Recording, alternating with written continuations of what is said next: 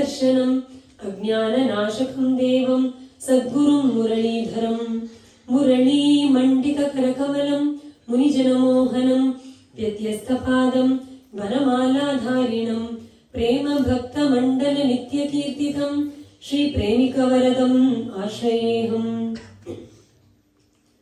कृष्णाय वासुदेवाय देवकी नंदनाय च नंदगोपकुमाराय गोविंदाय नमो नमः। कृष्णाय वासुदेवाय हरये परमात्मने प्रणतक्लेशनाशाय गोविंदाय नमो नमः। नाम संकीर्तनं यस्य सर्वपापप्रणाशनं प्रणामो दुःखशमनः तं नमामि हरिं परम्। श्री हरये नमः। श्री हरये श्री हरये नमः। गोपिका जीवन स्मरणं गोविंदा गोविंदा जानकी कांत स्मरणं जय जय राम राम। सद्गुरुनाथ महाराज की जय।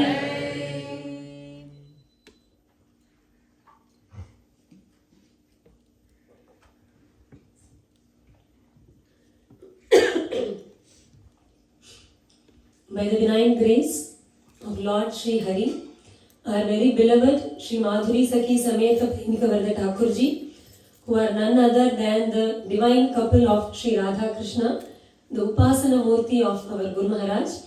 The Lord Krishna is called as Premika Varadan and our Radha Rani is called as Madhuri Sakhi. By their immense grace and by the absolute kripa of our Sadguru Maharaj, His Holiness Maharanyam, Sri Muralidhara Swamiji. Such a beautiful day, such a blessed day for all of us to have gathered here for a satsang. As Bhadracha Ramdas ji sings, Dina me Sudinamu. Today is a Sudina for all of us. Any day that we are reminded of Bhagavan's grace, that is a Sudina. Any day that we are blessed with chanting Bhagavan Nama, that is a Sudhina. And any day that we are coming together, we have the fortune of coming together to think of Bhagavan, to think of Bhagavatas, the great devotees of Bhagavan, that is indeed the Sudhina. It is the most blessed day in our life. Every other day that we live is with the hope that we will have at least one day like this in our life. In our entire Janma, in our entire birth, if we get even one day in Bhagavat Smarana, that is the greatest blessing. Usually people gather for everything else. Social gatherings are very common, is it not? Sometimes satsang gatherings become social gatherings. Social gatherings will hardly turn into satsang gathering. But a satsang gathering will very easily turn into a social gathering. Sometimes we come to a satsang. When someone calls us for a katha, sometimes we come because we feel obligated. Tomorrow we have a party. If I call, they'll come only if I go for their satsang party. We feel obligated. But we always say this.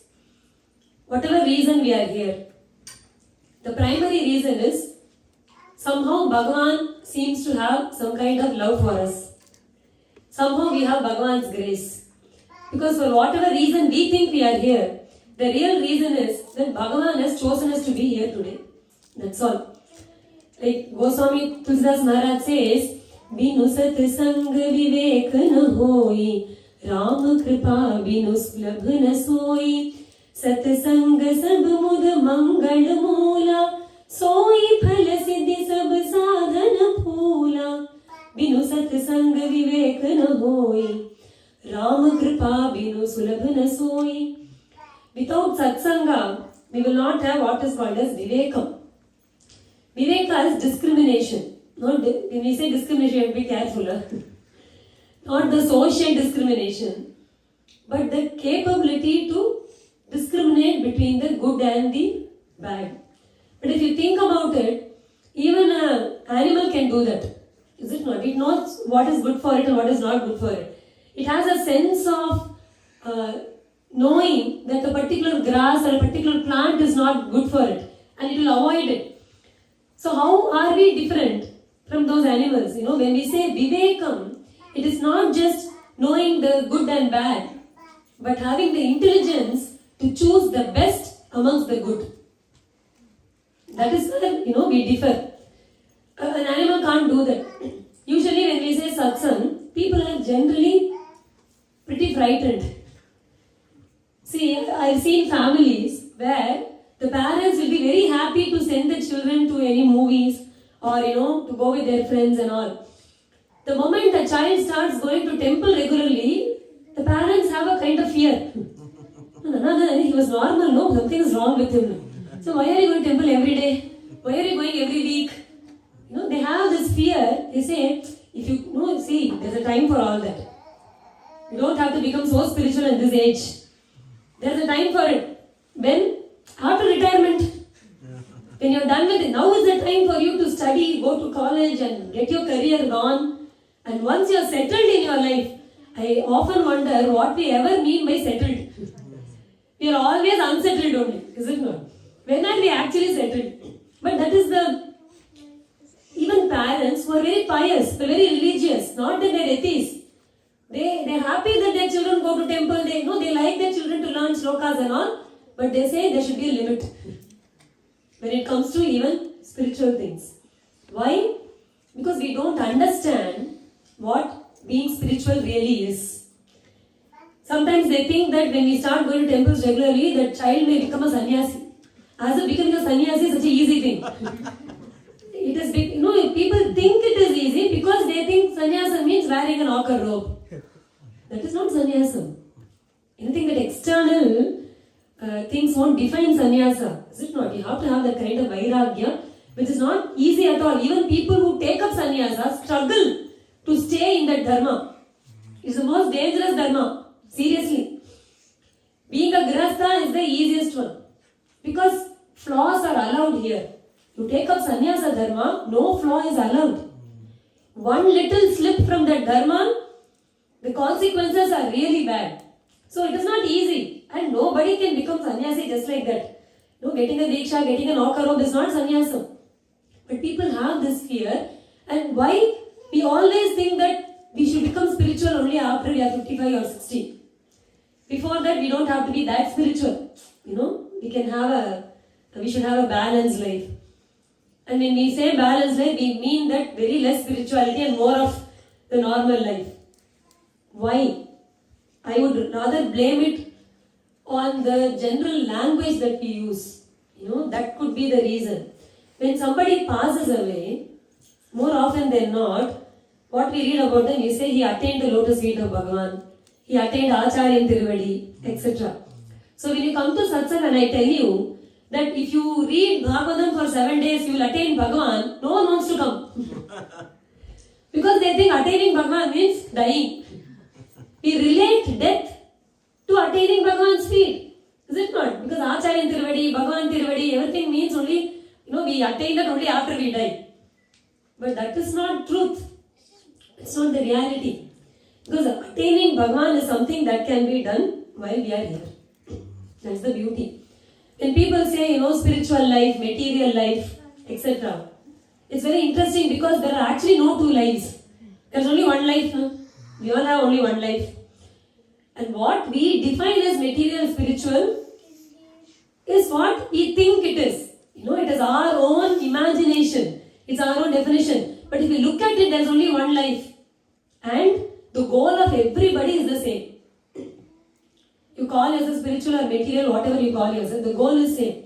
In Bhagavatam, Sri Vidura, the great Vidura who comes in Mahabharata, he asked this question to Maitreya Maharishi. He says, Sukhaya karmani karoti lokaha. Right? That's how he starts. Sukhaya karmani karoti lokaha na taihi sukham va anya duparamam va.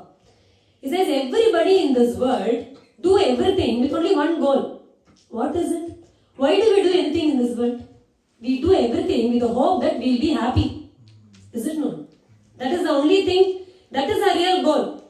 Would any one of us here do anything knowingly if we know that it will hurt us? We will not do, consciously we will not do anything that will hurt us. That's how we are. But whatever we do, it ends up hurting us anyway.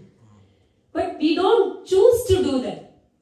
When everything, right from, when child is born, it is 5 years old now. Whether the child wants it or not, the parents throw the child in school. Right? And it has to go through that whole system of studies.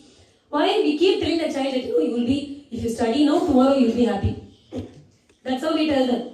So we study, we get educated with the hope that we'll be happy someday. And then you get a job, you start a career with the hope that you'll be happy. You start a family, you get married with the hope that you'll be happy. We get children, we want children.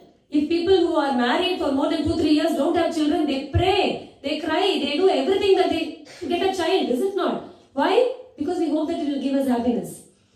Everything we do is only like that. But the irony is, Vidura says, Na taihi sukham va anyad uparamam va. Though they consciously do everything only hoping to be happy, none of this ever seems to give us that happiness. Is it? No, getting married, we get married hoping that we'll be happy. I won't say we are not happy at all. But are we happy alone? Is happiness the only thing we experience? No. Marriage comes as a package. Having a child comes as a package. You have a child, does it give you joy? Yes. Undeniably. Does it give you sorrow? Yes. Is it not? Say the child falls sick. Are you not upset? Are you not hurt? Are you not worried? So a child does not give us happiness alone. Everything in this world seems to be only a mixture of happiness and sorrow. That's how it is. We have this practice of going and talking everywhere. You heard in the profile when they speak about us. We go to schools, we go to universities, we go, not just the temples and satsangs, we go everywhere. I go to corporate places, like we give lectures in Microsoft, Facebook. I've gone there and we talk to them. You go to a kindergarten kind of school, kids studying from 1st grade to 5th grade. You ask them, are you happy? See, they are very little children. They actually don't understand exactly what we ask. But when we say, are you happy? They'll say, I am happy whenever my mom gives me what I want.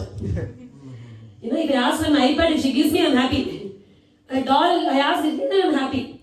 So they're happy when they get what they want. And then you go to this 6th to 10th grade. A lot of pressure. Like at that age. And that too in India, I don't know, the system of education, that we have in India is a bit different from here, right? So when we go there, when we ask them, are you happy? They will say, once I am rid of this math and science, I'll be happy.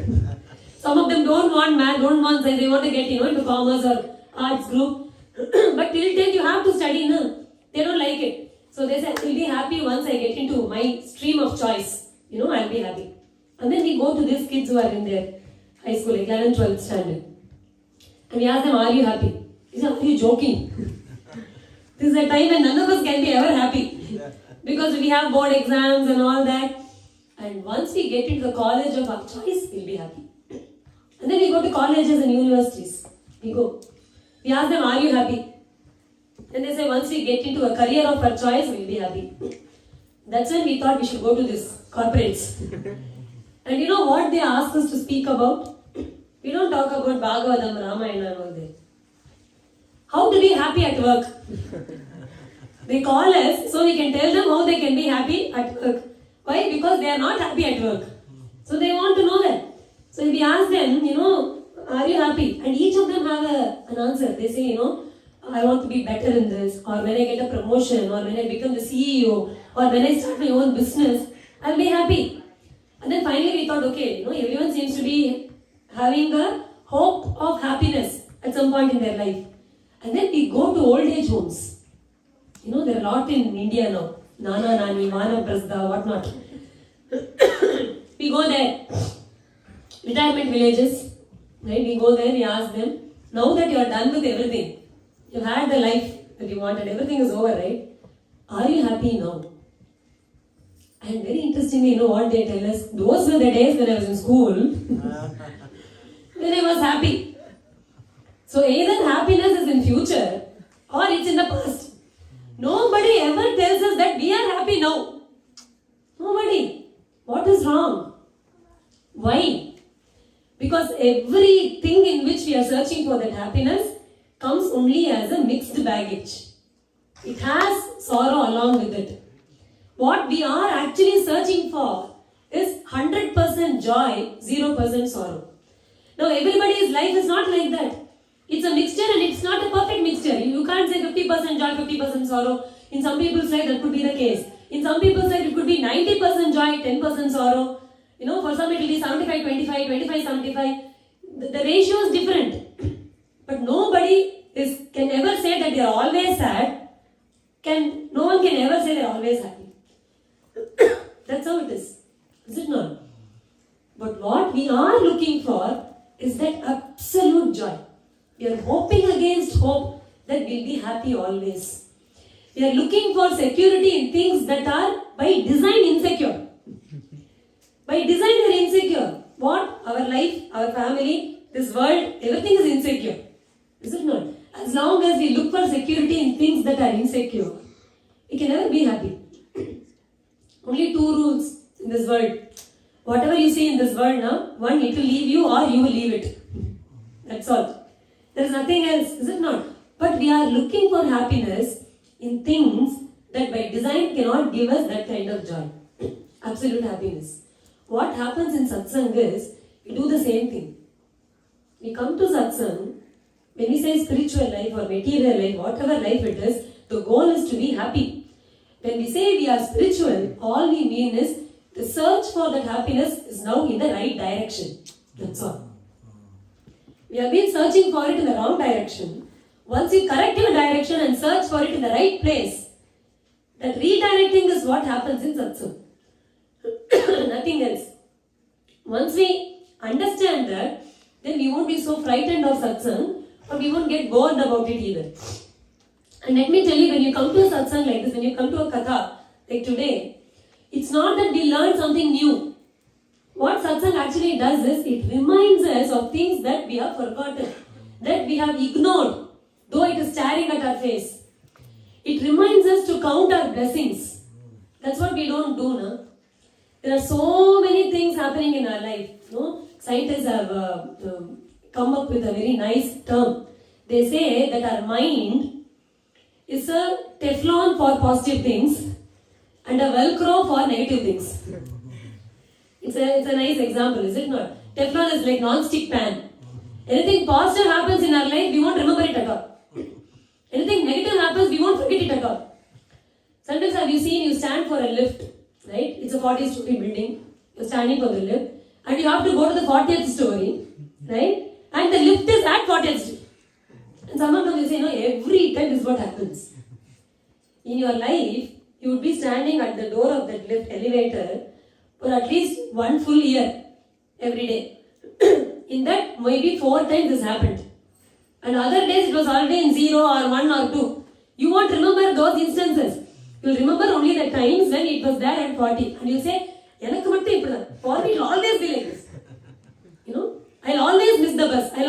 It actually doesn't happen always. But you feel like that because that's what you remember. We don't remember the blessings. There is a Mahatma who said, human memory for divine grace is very fleeting.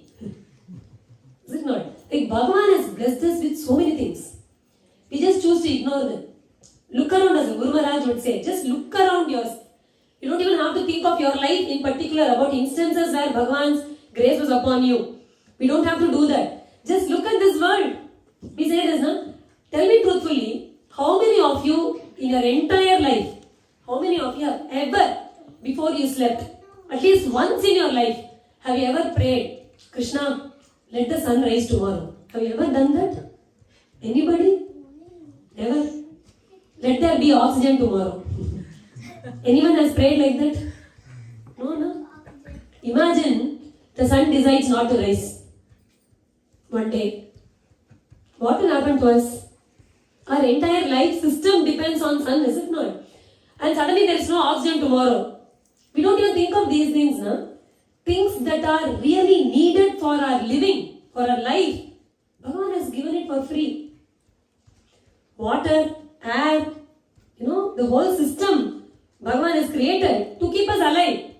Right? Of course, we bottle the water and we sell it. We put a cost on it. Like, in a very lighter vein, I always say, dentists and doctors forgive me. But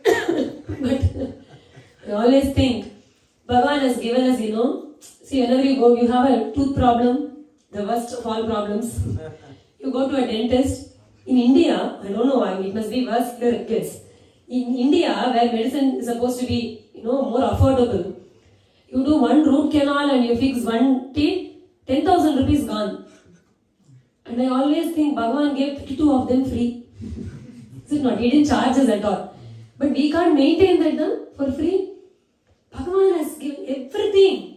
The sun rises every morning. It sets at a particular time. It doesn't wait for us. We cannot do anything about it. Is it not? We always think that we don't have enough. We don't remember Bhagavan's grace. See, there was one time, at least in my lifetime, it just happened once in Chennai, back in India, we had this tsunami, right? In 2004, December. It created such a havoc. It took so many lives. We were all shocked. And what happened? What is tsunami? The sea decided to enter the land just for a few seconds. It was less than a minute. The wave that entered the city, it stayed there for less than a minute. But it killed so many of them. Our Guru Maharaj would say, is that something to be shocked about? Or is it a miracle that does not happen every day? Who's keeping the ocean at that level, at that limit? We boldly, even after tsunami, we still go to beach today. In the confidence. There are people who are walking in the beach, who didn't come back home. But still we do it today. Why? Because we know that won't happen. That is not commonplace. What is giving us that confidence? Bhagavan says in Bhagavatam, Madbhayat vati vatoyam surya tapati madbhayat. The Udadihi, the ocean out there is not flooding the cities because I have kept it under control. See, if you have to know Bhagavan, you can know Bhagavan very easily. He is not hiding at all. He has made himself available very openly.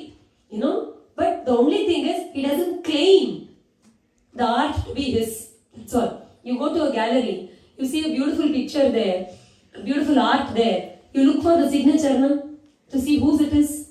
You are very impressed. But the beauty is, Bhagavan has created this beautiful universe with such, with such beauty. In spite of it, he has not signed anywhere. But he's there everywhere. Every art, everything that we see around us is Bhagavan's signature. That's all. See, when we talk about sun rising or the ocean staying in place, are these not common things that we all see day in and day out? But how many of us have actually stopped to think about it? We don't, is it not? That's what happens in Satsang. It reminds us of these. People look for miracles when they come to temples, when they do prayers. Are these not miracles in itself? Everything that we see in this world, everything is a miracle. Is it not? That is how Bhagavan is, and when you come to Satsang, it brings that awareness. That's what it does. It reminds us to be aware about, the things that are happening around us, how there's touch of Bhagavan in everything. That's what happens in Satsang. And we can turn our life into the search for real truth, to search for that absolute happiness by learning from common things in this world. That's what happened in the life of many, many Mahatmas. If you look at it, Lord Buddha, Gautama, was a prince, right? What did he see? One day he walked out. He was always in the palace. He never got to see the city. One fine morning he decided he'll go around and see the world. He went out. First thing he saw an old man. He was holding a stick. He could not stand straight and he had to have support. He was struggling to walk. And Gautama asked, what happened to this person? The minister said, this is called old age. He has become old. He said, what do you mean old age? He says, that's how gradually we all will become. We're all born as children and then we grow and then we, become old. Jara, it's a part of it. He said, will I also have to face this where I may not be able to stand straight, where I may not be able to walk without a support, where if I sit down I can't get up, I can't do namaskara. Will that happen? He said, if you live long enough, it will happen. What do you mean if you live long enough? Then he saw someone who was dead. He saw this person. What happened to him? Why are, 4 people carrying him? He said, that's what I said, if you live long enough, he's now dead. He said, what does it even mean? It means there is no life in that body. How else can you explain what death is? That is a $100 question, is it not? $1,000, $1 million, whatever. Is it not? That's it. That's what you're searching for. You have no clue what it is. And then he saw another person who was sick. He said, why is he lying down? Why is he coughing? What is wrong with him? He's sick. That's all he saw. He saw one old man. He saw one sick person. He saw one dead body. That's all. And he thought, oh my God, this is what is going to happen with me. Before that, I should find why I am here. The fundamental question. Is it not? We always think of what we should do when we are with this life. Is it not? But the real spiritual quest, how much ever is into katha or whatever, we'll never get into the search for the truth unless that question comes from within. That quest should be from within. Where you ask yourself why you are here in the first place. Is it not? Why was I born? We always say the question between free will and destiny. Very famous in the modern world.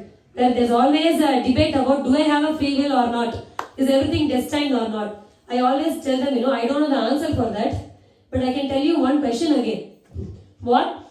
Think about what choice, what free will we had in our own birth. Did we have any free will in our birth? Did you choose your parents? Did you choose which gender you will be born in? Did you choose your language? Did you choose your nationality? Did you choose anything? How your eyes will look, how your ears will look? Did you choose anything? Fundamentally, there is no free will. Is it not? Bhagavan has kept some free will in us to make a choice between learning the truth or not. That's the only choice we have. Otherwise, in this Janma, as such, in this birth, there are not many choices that we have. Is it not? That is how it is. All that he did, Buddha, our Gautama did was, he looked at one person who was old, who was sick, and who was dead. That's it. He changed his life completely. He thought, this is what I am. I should know who I am in the first place, why I am here. And he left everything and he became spiritual, and he did not stop till he understood the truth. Till he found the truth. He figured it out. Is it not? But look, if you look at it, how many deaths have we seen in our life? How many times have we ourselves fallen sick? How many old people we meet in our life? But that doesn't make a change in us, no? Doesn't trigger that. But that's what Bhagavan says in Bhagavad Gita, Dukkha Doshanu Darshanam. When you see these things, you have to stop to think about this is possible for me also. This can happen to me also. There's a very, I don't remember where I read it, so I cannot quote the source, but it kind of stuck to me when I read it first time, somewhere in the internet. It says, people live as if they will never die, and they die as though they had never lived. How true it is it not? When we live, it is good. It is good. We should not be thinking, oh, I will die, I will die, I will die. We can't live at all. So that's not what we need. But we should remember that is where we are heading.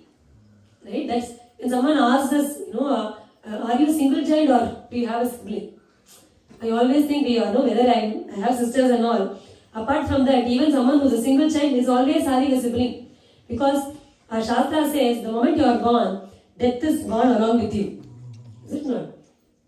The moment you are born, it is all there. I don't want to make this satsang depressing. I'm just telling that there are some things that are so higher and we don't stop to think about it.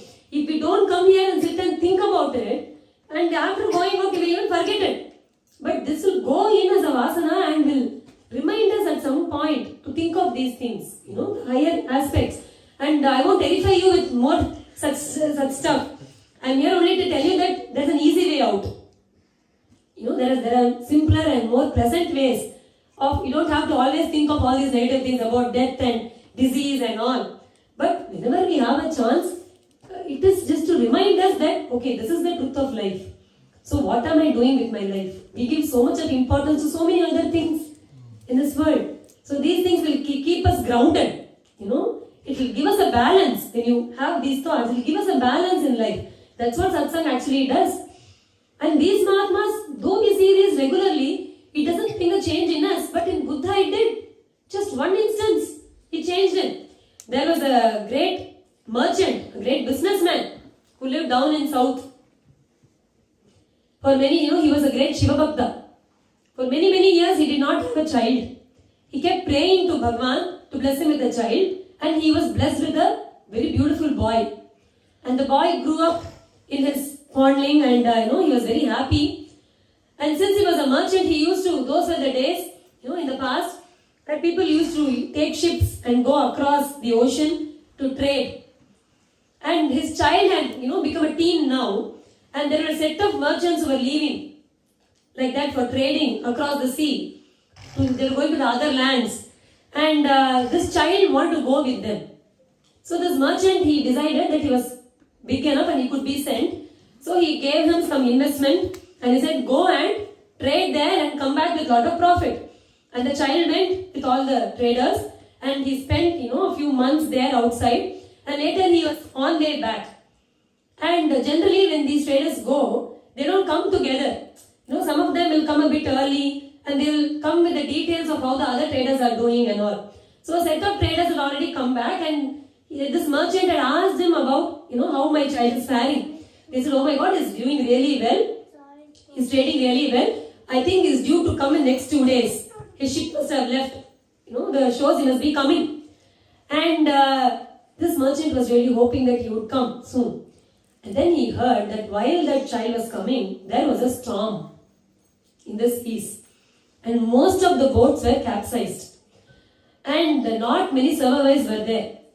And this merchant felt so bad. He went to Bhagwan, he cried, he wept to Shiva. He said, Bhagwan, the child is your prasadam.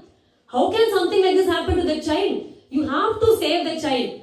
And he says to Bhagwan, I beg you, just, I don't care what happens to all the treasures he has won over there. I don't care about the profits. All I care is that my child should come back alive, safe back to me. He was begging Bhagwan. And the next day, to his most pleasant surprise and relief, the child came back safe. But when he came back, he said, Appa, only I have come. Somehow my boat is all fine. And, I could say some of what I did. I could have profit there. Have some of the profits with me, I have brought it here. And this merchant was very happy. Very happy. He hugged the child. He said, I'm so glad you're there. And now that the child was safe, he wanted to see how the child has traded. See, initially we will tell, just the child is safe or not. That's what we will say first. And then once the child is safe, we will want other things. So now he went and, he wanted to look at what this child had done. He opened the bags the child had brought, and there was just husk and, some dry things. Nothing of value was there. He got so angry. He went to the child and he said, don't you have any sense how much I invested in you? I trusted in your, trading caliber. What have you done? You have given nothing back. Everything is a waste. What have you got? That husk? And cow dung, dry cow dung. What have you got? What is wrong with you? And he scolds the child so much, and he's so angry with him. And the child leaves the house, just to go out. And this person is so angry, he throws the bag out. And when the bag falls down, all the dry cow dung cake breaks, and from it comes a lot of gems and pearls and emerald and ruby and whatnot. Immediately he realizes his mistake. The child has protected all the profits in that form so that he doesn't get, because while you come in the sea, you could have pirates and all. So if they see something worthless, they will leave. So the child had done that. And the merchant realized much later. He felt so bad. He went in search of this child. The child was not there. It was missing. He looked around everywhere. He called. Nothing was there. And then he found, he went back to his Sannidhi, he found a small box that was not there before. He thought this must be left by his child, and he opened it, and there was a small needle. This needle, the use of the needle is only as long as it has an eye. The eye of the needle. If the eye is broken, you can't do much with the needle. No?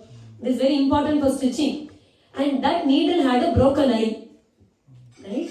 And there was this, in Tamil, it was written, Kadarunda Usiyum Varadu Kadaivalikkan. Even a broken, even a needle with a broken eye will not come with you in the last time. When you are dead, nothing will come with you. No? You are crying for all these treasures. You can take nothing with you.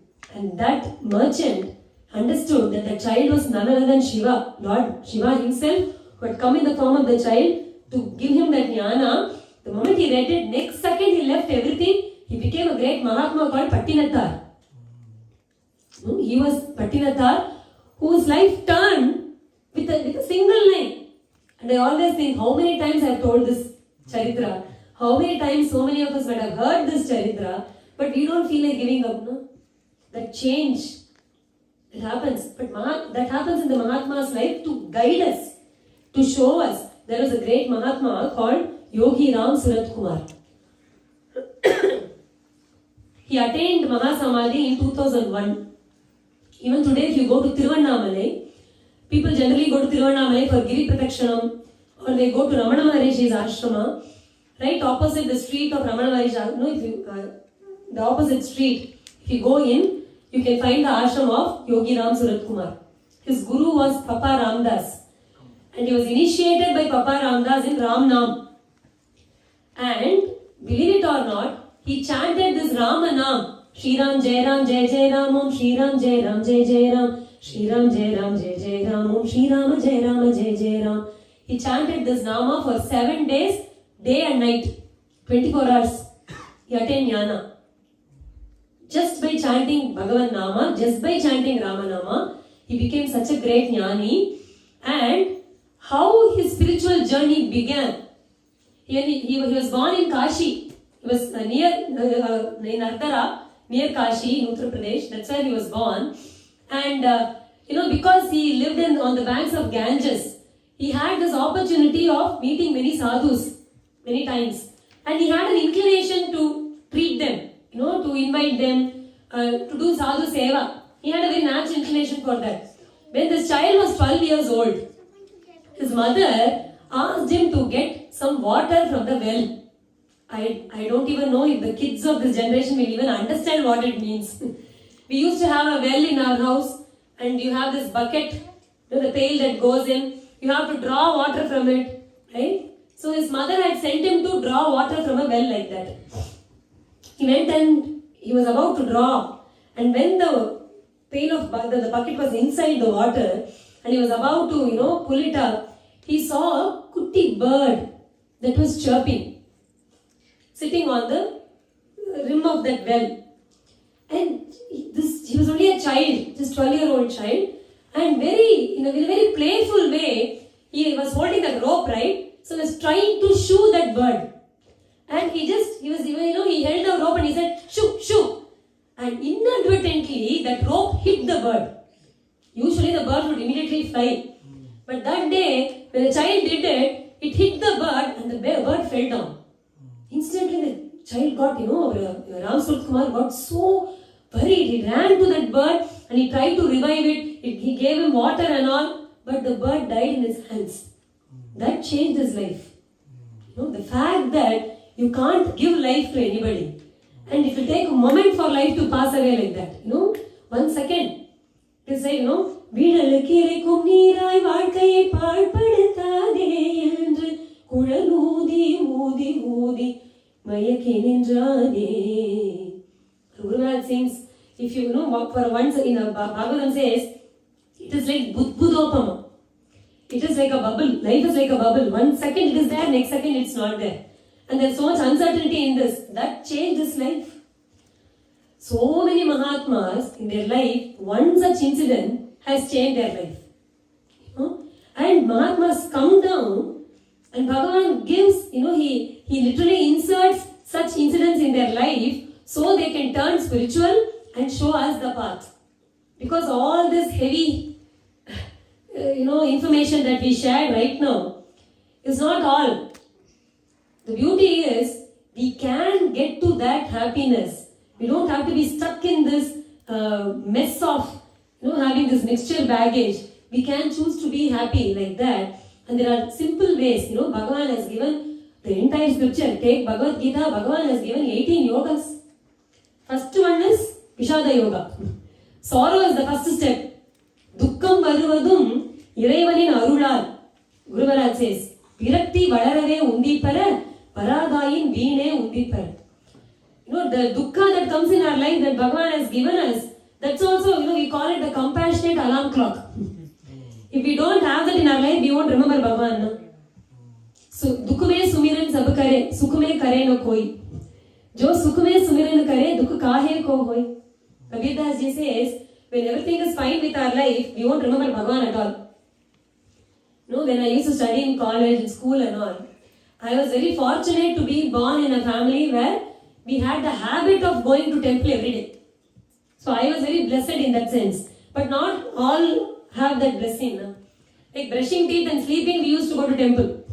And I was blessed to be in a city like that, Nanganallur, where it is, a lot of temples are there. So we always used to go there. But whenever there were days when I used to go to temple, suddenly I see my friends. Very rare days. I hardly find my friends there in the temples. Some days I will see. And invariably, when it is? Before exam? No. Not before exam. Normal days? No. Never. Before exam? No. When? Before result. That's the only time everyone will remember Bhagavan. Even before exam we think, we can do something about it. Right? Only when the result is coming we know. Nothing is there in our hands. Krishna, only you should do something about it. We are reminded of Bhagavan only in such instances. See, I don't know, I hope it is not in any of your experience. But at some level you might have had it. When somebody is sick in our house, and say really, really sick, they're in emergency, they're in ICU, how we pray. Is it not? The prayer, the depth of that prayer, the seriousness with which we pray, the focus with which we pray is extremely high, is it not? Why can't we pray like that every day? Have you ever thought? We can't pray like that. Why? Only that dukkam triggers that prayer, no? That focus, no? Otherwise it does not. That's why Guru Maharaj says, dukkam varuvadum iraivanin arulal. It is Bhagavan's kripa. That's what reminds us of our frailty, of uncertainty. That's when we remember the greatness of this life, of things around us, and the higher values. That's when we realize, no? That's why Bhagavan in all the Mahatmas, it is said in our scriptures that in Kali Yuga, Bhagavan comes in the form of sadhus. Kalau kalu bhavishyanti narayana parayanaha. Bhagavan comes because in this yuga, there is no direct avatar of Bhagavan. Doesn't happen. Because in all the other yugas, Bhagavan tried, nobody understood him. So he decided this in Kali Yuga, already people are, Kalau kalmasha chittana. We have got lot of certificates in the scripture for Kali Yuga, people of Kali Yuga. We have lot of certificates. They say mandaha, sumandamatayaha, we'll all be fools, we'll all be stupid, we'll have, our lifespan will be very less. Scriptures say this. Because if you look at Ramayana, Dasharatha Maharaja was worried about coronating Rama. And what age he was at that time? 60,000 years old. Dasharatha was 60,000 years old. Imagine, if in this life, in this current Kali Yuga, if someone hits 60, we celebrate. Right? And that was in last generation. This generation, 40. So lifespan is very less in this Yuga. So Bhagavan, he says, in Kali Yuga, things are very difficult already. So let me make the path to attain me easy.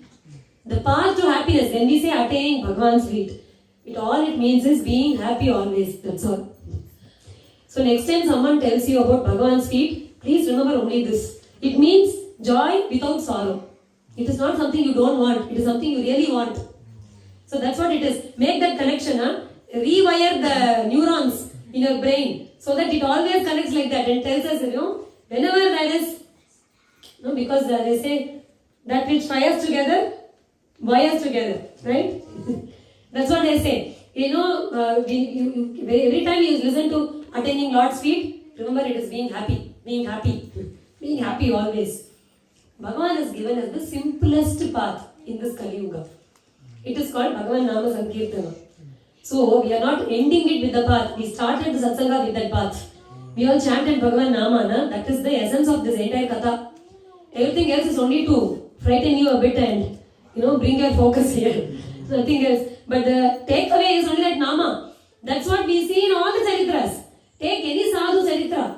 You see how their life turns, and how they show us the simplest of all paths. They might have even taken the path of yoga or anything. Finally, they understand that this is the path, that's the simplest, that's the easiest. See, if someone has traveled in every route to the same place, right? They know the easiest route, safest route, is it not?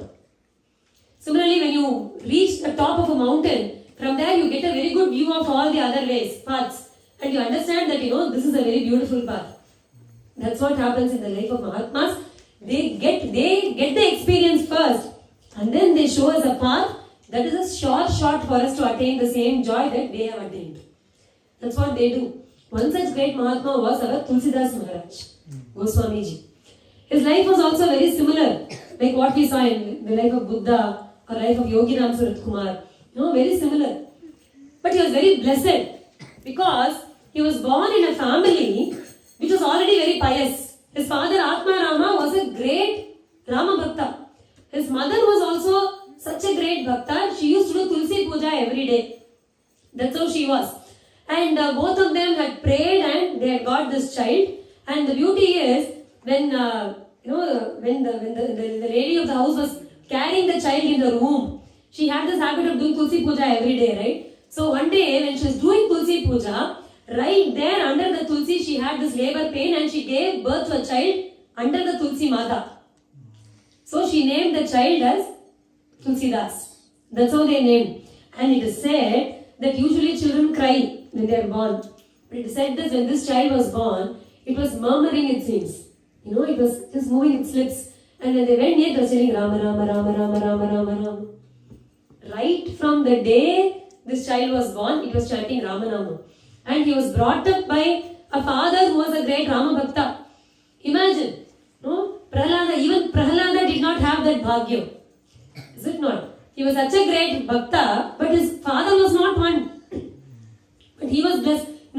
If a child is born in a family where parents teach the child such things in a very younger age, that child is really blessed.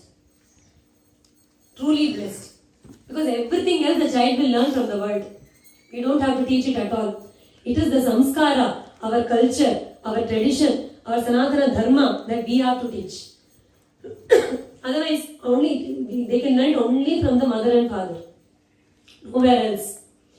Once, our great sage of Kanchi, Sri Mahaperiva, Chandrasekharendra Saraswati Swamigal, fondly called as Paramacharya or Mahaperiva, once he was camping in Chennai and he was giving a lecture in Sanskrit College, Mylapore. And one day when he started the Upanyasam, he forgot, he was telling a Dhyana Shloka and he forgot a line. And there was a Shastri, a great Pandit who was sitting beside him, and Periva asked him, there is no shy or, no shame in forgetting things and asking. It is only Bhagavad Vishayana, I don't have to know everything by heart. If I know Bhagavad Gita by heart, I will get prize in some competition. I won't get Bhagwan. When we don't need to get things by heart, we don't need to know Sanskrit or not. So Periva forgot that shloka and one line in it, he asked the Pandit, he didn't know. There was a man sitting in the audience, he was wearing only pant and all, if you know what I mean, when people come to see Periva, they generally wear veshti, they're very particular about how they present themselves. Then he was a very normal person and he was telling something to the neighbor and Periva asked, what is it in? He said, Periva, he says he knows the sloka, can he tell? Periva called him to the stage and he asked him to chant it and he chanted it. Periva gave the mic to him and he asked him, where did you learn this shloka? Did you learn it in college or in your school, or where did you learn it? He said, no. When I was, in my first grade, second grade, my mother taught me this shloka. Somehow I remember that. I have not learned anything else. And Periva then he said, that is what I wanted to let people know. I was very sure you learned it only from your mother, because only a mother should teach these things. You won't learn it from the world. Another thing is, the things that you learn at that age, right, it stays with you forever. Things you learn after 40, 100% you'll forget. We can all relate to that. But things that we have learned in our young age, specifically shlokas, math, science, that's a different thing. We might not remember the subjects, but the shlokas, the things, the small things we learned when we were very young, we'll remember that. Is it not? So that child is a bhagyavan, who is born in a family where the parents take the effort to teach. See, after they get into high school, generally that's the complaint that parents have. After high school, they don't come to satsang, they don't. We say, as long as they have come till then, that's enough. They'll come back. That will remain with them. That will stay with them. That's the beauty. So this child, Tulsidas, was very blessed because his father fed him with the Kama Bhakti. But this also comes with a small caveat, so a small condition. The fact is, sometimes when some things are available very easily to us, we take it for granted. Is it not? Now that we are away from Bharata Bhumi, we hold on to this community. We hold on to, going to temple and doing things, holding on to culture. Back in India, we won't care so much. Why? Because it's there. It's always there. I've seen many families who, having moved from India to US, they make it a point to go to temple every week or every month. They have a routine. Back in India, they won't even know that there is a player temple in their own street. They would not have gone there because it's always there. They don't care. But here we do, no? So when sometimes things are available very easily, we take it for granted. So though Tulsidas Ji was completely immersed in this, he learned all the scriptures, he learned all the Vedas, all the Puranas. It is very evident. If you have read Ramcharitmanas, Tulsi Ramayan, you will know, and if you also have the knowledge of other Puranas, like Bhagavata Purana, Padma Purana, Skanda Purana, Brahmanda Purana, Brahma Vaivarta Purana, Brahmanardya Purana and all that, if you have read all of them, and then you read Ramcharitmanas, you will see that everything from every Purana is there in that. I can match slokas from Bhagavatam to Tulsi Ramayan. I was able to do it because I know I read Bhagavatam regularly. Then you read Tulsi Ramayan, you can see, oh my God, the same shloka in the form of Doha. It's there here. You can see that. He is a repository of all the Shastras. Everything he has, given in the term. If you read Ramcharitmanas, you have read all the Shastras. It has everything. Valmiki Ramayana, it has Mahabharata, it has all the 18 Puranas, everything is there. Every story, the beauty is, he has taken the Sara, the essence from everything and has given us only that. Everything in Puranas are only Sara, but even in that, he has taken Sara, Sabse, Sabke, Sara, and has given it like that. So he was very well educated, he knew everything, he knew Ramayana and all. His father used to, he had this connection with the king of the land, and he was his kind of Rajaguru, not exactly Rajaguru, but the spiritual guru. He used to go, and because Rajaguru has to also give instruction about politics, but Atmarama was not doing that. He used to go there, and whenever the king wanted to listen to Ramayana, Rama Katha, he would call him, he would do Ramayana Parayana, he would tell Katha and all. So Tulsidas Ji knew Ramayana and all the Rama Katha very naturally. And as he grew, he also learned to tell the Charitram and all. And as he grew up, his father got him married to a very beautiful lady called Ratnavali. And he was very, very attached to her. And after a few years, his father and his mother, both of them attained Bhagavan's feet, in the sense that, both sense. They attained Bhagavan's feet, physically also, and spiritually also. And now Tulsidas Ji had his own family with Ratnavali, and he was now in the place of his father in the kingdom, where the king would often call him and ask him to, tell Charitra of Bhagavan and all. And he would gladly go and tell. So literally he was like a Pauranika, right? That's the beauty here. You can talk about Bhagavan, you can know everything about the Shastras and still not be a Bhakta. Is it not? Guru Maharaj will always say, if you see someone speak very beautifully about Bhagavan, on a stage like this, quoting from everywhere, from Bhagavatam, from Ramayana, from here and there, singing this song, that song, everything, still does not mean that person is a jnani. Right? Anybody can do that. And in this generation, this time, everybody can do it. Because everything is available on YouTube. All you have to do is listen to 5 lectures and take some notes, and anybody, if you're a good speaker, you can speak. Right? The only difference is you won't be touching any hearts. Unless you have it in you, unless it is your own conviction, unless you are walking the path, it's very difficult to influence others to do the same thing, is it not? So Tulsidas Ji was an expert in everything, even in talking. But, he used to chant Ramanama, he used to read Ramayana, everything was there, but something was still lacking in him. Even he didn't know that. One day the king, he called Tulsidas Ji and he asked him, he said, Tulsi, I have a plan of going on a pilgrimage. Whenever we go on a pilgrimage, Kshetra Yatra, it is very good to go with someone who is a sadhu. Generally, we go as a family trip. When you go as a family trip, the whole focus will be on food and stay and, that's all, and sightseeing and all that. You have to go with a sadhu to really relish that divinity there. They'll be able to tell us the stories of the spots and they'll be able to bring that thing out now. So this king knew that. So he said, Tulsi, you know everything. So I want to go with you on this pilgrimage so I can hear katha everywhere. And I want it to be a real spiritual journey like that. And Tulsidas Ji said, yes, Maharaj, we'll go. We'll certainly go. And the king said, I'll let you know on the dates, we'll go.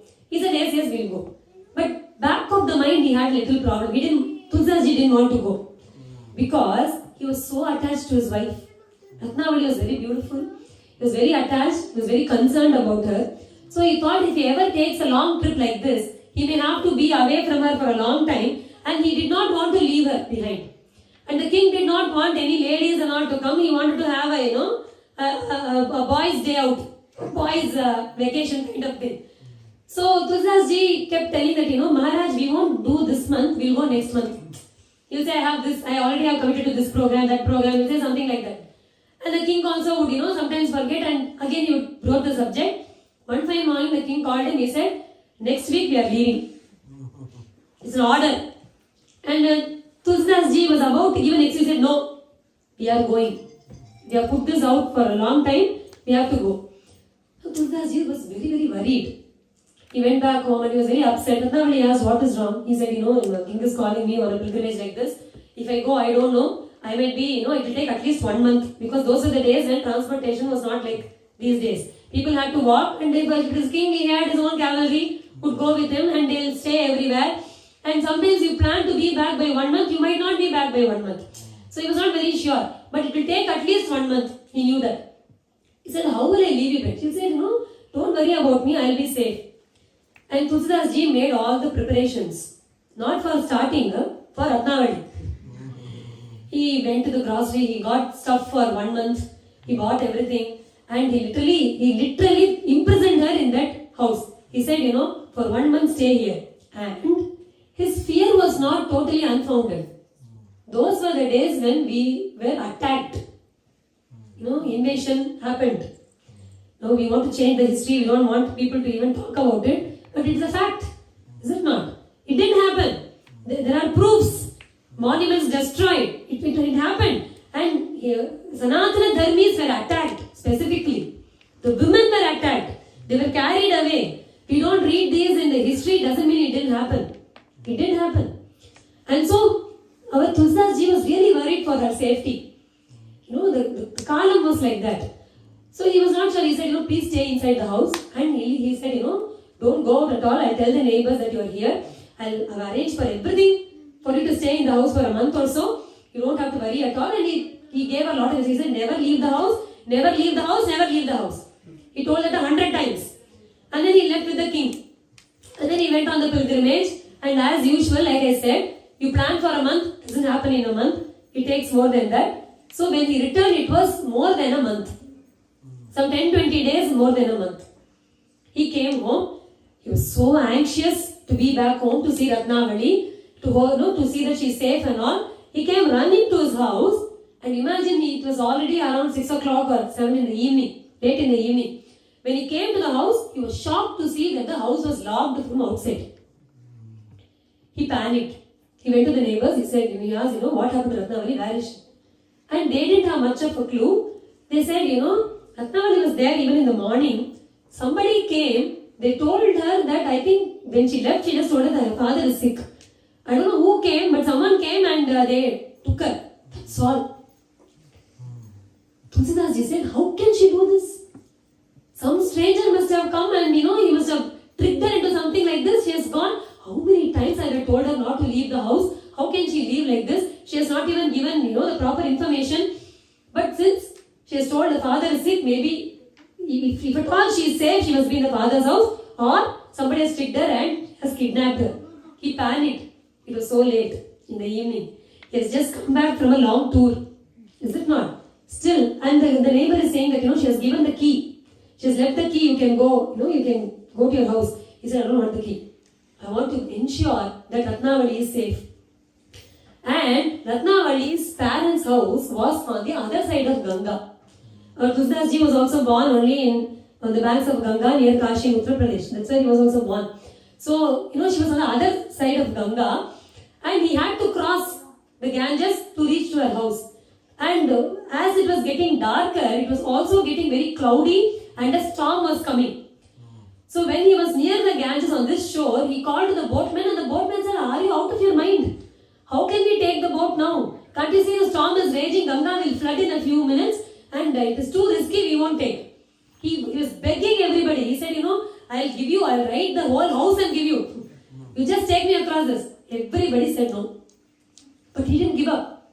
He thought, it is not flooded yet. The storm hasn't hit yet. So let me try and swim across. And he jumped into the Ganges to swim.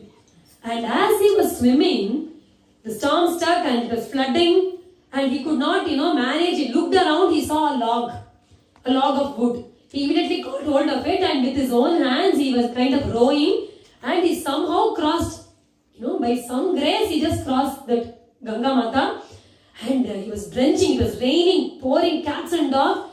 It was raining, he just walked with all that, in that absolute darkness, in the train, in that storm. He found his way into the village, into the house. He knocked the door, nobody opened the door.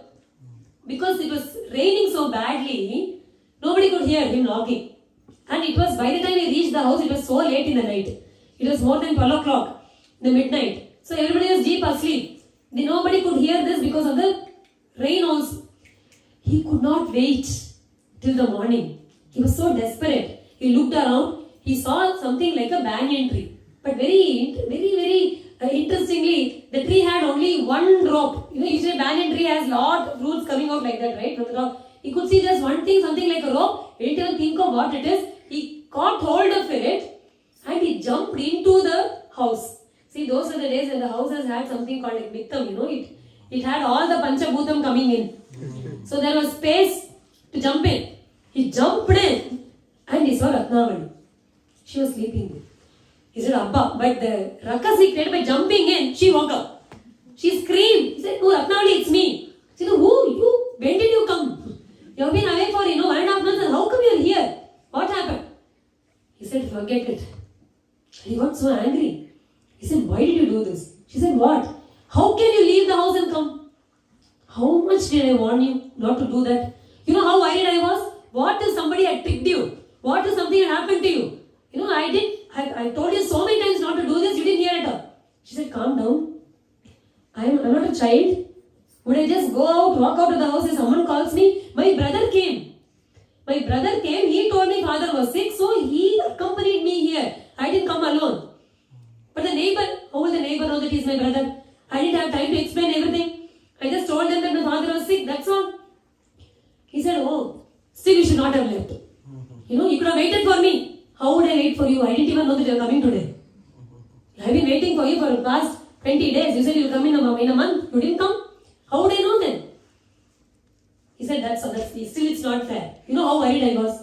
She said, forget it. How did you come here first? It's flooding in Ganga. No boatman would have come. How did you come? He said, I don't know, there was some log. And she said, do you know what? I know how you came. I can see the whole thing. The thing that you jumped on was not a log. It was a dead body. Because in Ganga, they just throw the body like that, no? They merge with like, you were holding on to a body.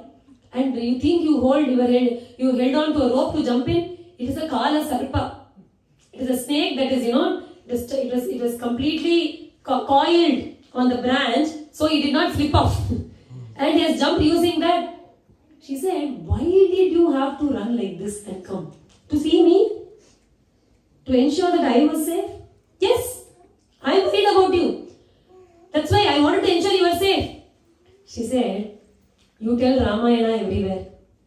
You tell everybody, chant Ramanama. Rama will protect you. Apadam Bhartaram, Dataram, Sarvasampadam, Lokadiramam, Shriramam, Bhuyo Bhuyo Namamyanam. You tell all these Dhyana shlokas. You tell people that you chant Ramanama, read Ramayana. Rama will protect you.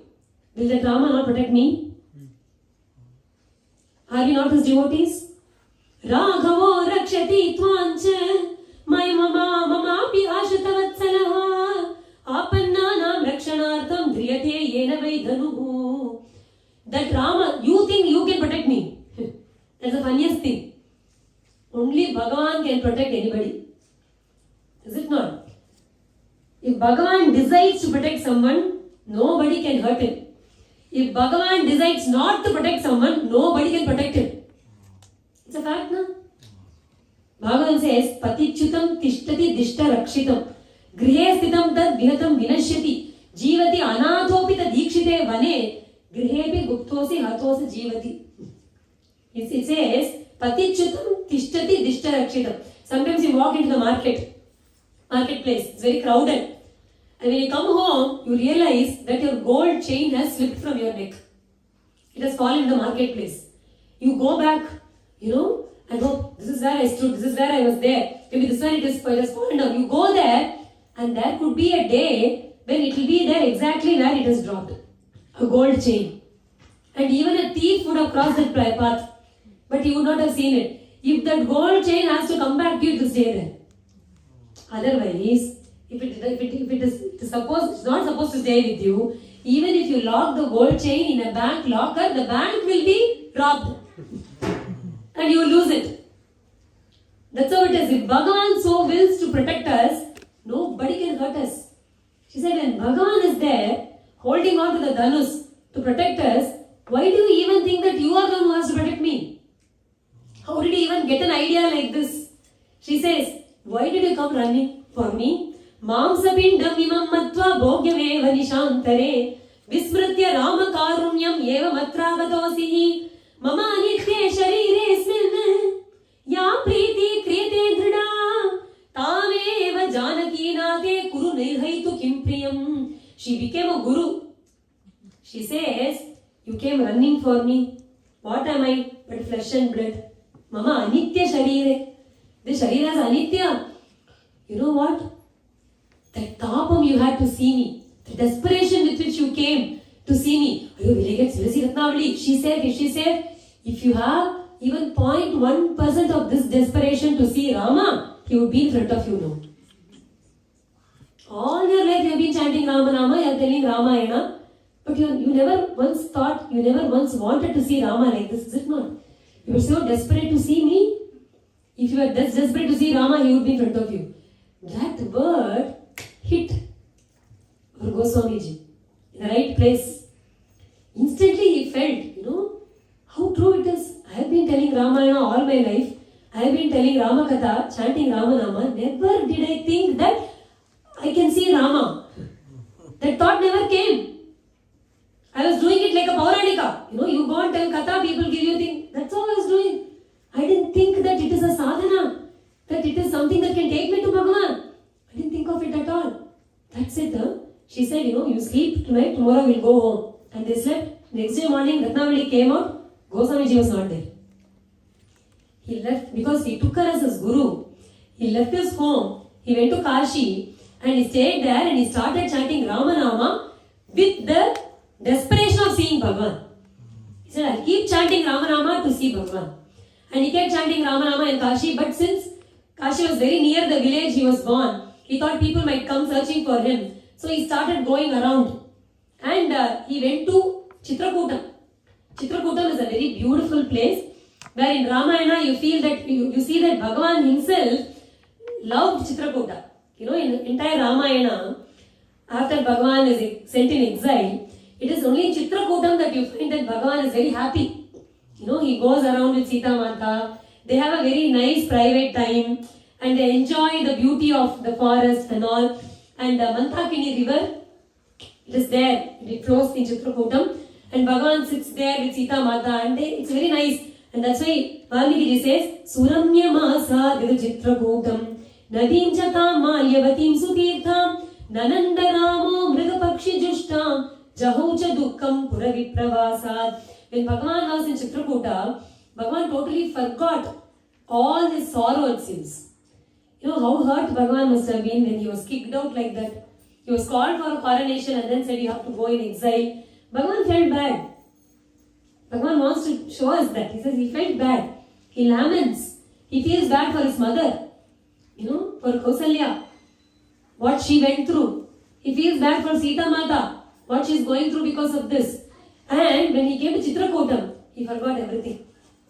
He was so happy there it seems. So Goswamiji also was there in Chitrakutam. Every day morning, he would wake up, he would do japa, you know, he'll go to Mandakini and he'll have his bath there. He'll do the Anushtana and he'll continue his Nama Japa there till the afternoon. Then in the afternoon, after having Diksha, he will read Ramayana. In the evening again he will do japa. That was he was doing.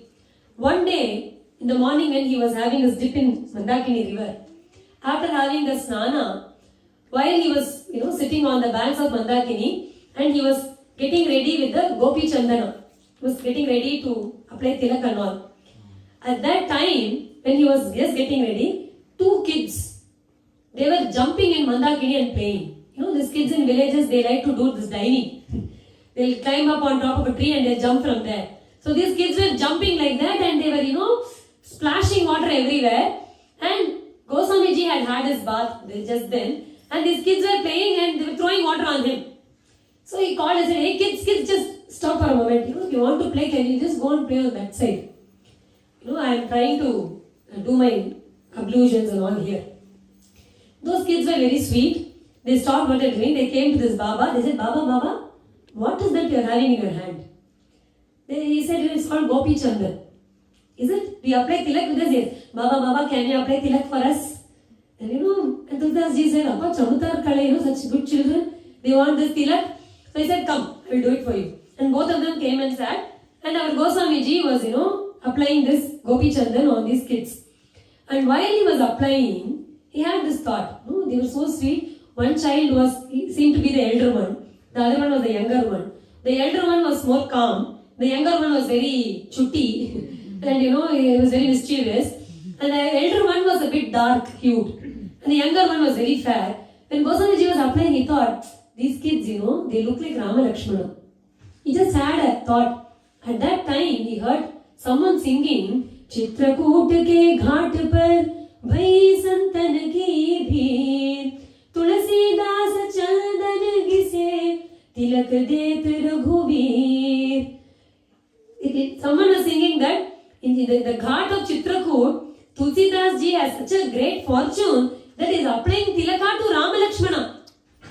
When he heard that, he turned to see who was singing. And he saw there was a tree. On the tree, there was a monkey. That monkey had a nose like a parrot, it seems. Tota Mukha Hanuman, it is called. And he was singing this. When he realized the meaning that Tulsidas Ji is applying Chandan for Rama Lakshmana, he turned to see the kids were not there. He turned to catch Hanumanji, he was not there. But Goswamiji was happy.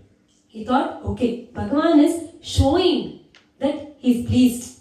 He is revealing himself. Bhagavan will show signs like that. And we should not imagine it on our own. It will be very obvious. Most of the time people will say, if Bhagavan is happy with me, let the flower fall. Our Guruman should say, you should pray, let the flower climb up. After you should pray, is it not? If you pray things along with gravity, everything will work. That does not show anything. So here, he could see, this is a rare thing, is it not? A monkey singing a song And Bhagavan coming in that form and not there now, he was happy. He went back to Kashi again. And he every day morning as usual, he used to do Ramanama Japam. And then he had a thought. Goswamiji wanted to write Ramayana. He wanted to compose a Ramayana. And so that is how it is. Everybody has written Ramayana. And the Bhavabhuti, he has also written Ramayana. And someone asked him, why are you writing about the same Rama? Everyone is writing only about Rama. Why don't you write somebody else? He said, I can't find a hero like Rama. No one feels. Thyagaraja Swamigal, in one of the Kirtans, he says, Ye Janmani, Ye Padiko. For what work have I been given this birth, Rama? In that, he says, Rama, I want to write your Charitra. And Ramachandra Prabhu says, why do you want to write my Charitra? So many, Valmiki ji has written, Kalidasa has written, Raghuvamsha, we have all the Ramayana Champu, we have so many Adhyatma Ramayana, Ananda Ramayana, we have Kamba Ramayana, we have so many Ramayanas. Why do you want to write Ramayana? Why do you want to write my Charitra? And Thyagaraja Swami said, see, if I am hungry, if you tell me that your neighbor has had his food, how will it help me? Is it not? If I am hungry, I have to eat now. And I want to enjoy your katha. Somebody else wrote means what can I do about it? I also want to do it. So Goswamiji also wanted to write Ramacharitra, and he originally wrote Ramayana in Sanskrit. Every day in the night he would sit and write the slokas for Ramayana, his own slokas in Sanskrit and Ramayana. And somebody was stealing his grantha. And this thief was a unique thief. He was not stealing the book, he was stealing only the slokas. Every night he would write. Next day morning he'll open the book will be there, sloka will not be there. He was thinking, did I write or not? Did I forget to write? Again he will write that night. Next day morning again it will not be there. He thought, somebody is doing this. So he decided, let me wait and see what it is. And that night he decided, I won't sleep. I'll catch this thief. And he started with his eyes open, he was chanting Rama, Rama, Rama, Rama, Rama, Rama, Rama, Rama. 12 o'clock midnight, suddenly there was a light and somebody was there and he saw, to a very pleasant surprise, it was Kashi Vishwanatha, Lord Shiva. He came, he opened this book, he read that Ramayana, he cried and then took a eraser and he was erasing it. Everything. Goswamiji was thrilled. He went, he did namaskara to Kashi Vishwanatha Perumal and he asked him, Prabhuji, if you don't want me to write Ramayana, I will not write Ramayana. Have I done something wrong? And Lord Shiva, he said, no, it is very beautiful, but we have Ramayana in Sanskrit already. But we need to tell Ramayana to people who don't know Sanskrit, na? So why don't you write Ramayana in Prakrita Bhasha, in Hindi? So people, even a common man can read and understand. Why don't you write it like that? And because our Lord Shiva so instructed him to do that, Goswamiji accepted that order immediately and he started writing it in Hindi. Chakara Rashtra Bhashayam Shankarasya Anushasanath Srimad Ramayanam Kavyam Madhuram Vaishnavottamam. He started writing this Ramayana in Hindi. That's how we have Ramcharitmanas. Thanks to our Lord Shiva, our Kasi Vishwanatha. He was the one who inspired him to write this Ramayana. And what Goswamiji did, he started composing this Ramcharitmanas and he was very excited because he has the blessings of Kasi Vishwanatha.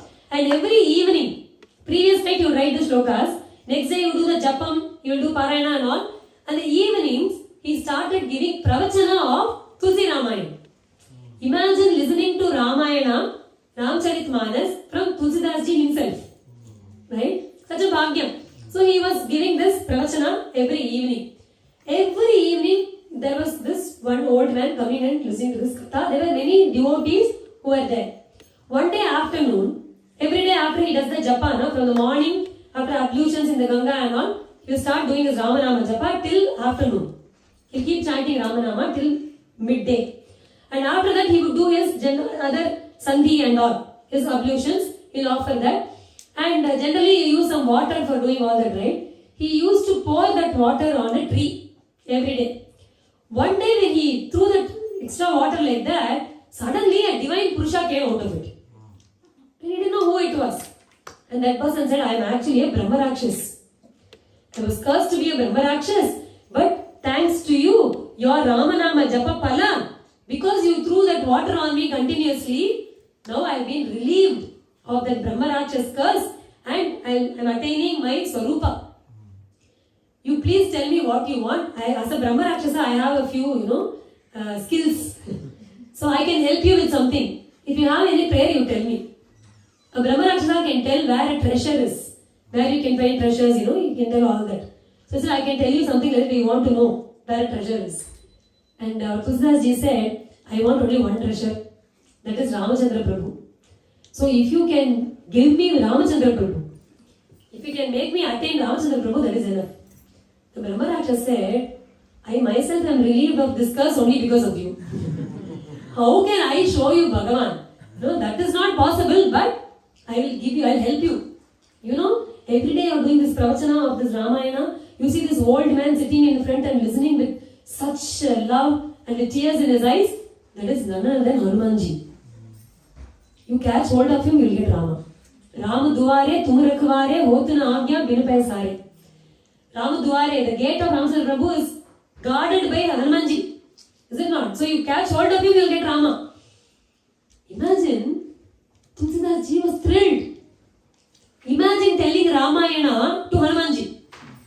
And Hanumanji had been listening to the Ramayana with so much of love. So generally, if it were a normal speaker, they'll be terrified. Is it not? If a greater speaker comes and sits in front of them, they'll feel very intimidated. But Goswamiji was very happy. He thought, oh my God, I'm telling Ramayana to Hanumanji. Usually when you tell Ramayana, you have a small seat reserved for Hanumanji. Here Hanumanji was really sitting. Next day, he did this katha. He was very excited. So he was, he told the entire part of Ramayana written that day. And every day this old man will get up after the katha, won't come near Tulsidas ji. He'll just walk away, go towards Ganga. Nobody knew where he went after that. So here, Goswamiji, what he did? As soon as the katha was over, he didn't wait for anybody to come and speak. He jumped out of the stage, he ran to that old man and he caught hold of his feet. The old man said, Rama, Rama, Rama, Rama. Who is this? Goswamiji. Why are you falling at my feet? He said, he didn't get up at all. He said, no, I know who you are. You please bless me that I should have Rama Darshana. And the old man said, are you joking? I am listening to your katha so I can be blessed with Rama Darshana. It's only with your kripa that I can get. Goswamiji said, no way. I am not leaving you. I know you are Hanumanji. You have to bless me. And Hanumanji understood that he has realized who I am. So he showed his Swarupa and he hugged him. He said, I am so happy with you, Tulsi. Your Ramayana is so beautiful. From that day, they became friends, it seems. Goswami said, Pavana Tanaya Parama Sakha. In one of the Kirtans, he says, Hanumanji is my best friend. And every day, he used to come only as an old man. But he knew that it was Hanumanji. Every day after Katha, they will sit on the banks of Ganga and they'll talk. And Hanumanji would say, you were right, that's how it happened. That's what I did. That's what Rama did. He would tell all the extra points and our Goswamiji would relish it. They were having this. And one day Goswamiji said, if you recommend to Bhagavan, he'll give me darshan, no? Why don't you please recommend to Bhagavan? Hanumanji said, see, it is not in my hands. It is purely Bhagavan's wish, his sankalpa. But I'll put in a word. But giving darshan or not darshan is Bhagavan's wish. I can't do much about it. Goswami said, Paramana, just tell him. Just tell him that there is this Tulsi who is waiting for your darshan. Just tell him that. He said, okay. And Hanumanji told Ramachandra Prabhu. And one day Hanumanji came to this katha and he said, Tulsi, I have a good news for you. He said, what? Bhagavan said, tomorrow, Punarvasu, Bhagavan will come to your house to give you darshan. He'll give you darshan.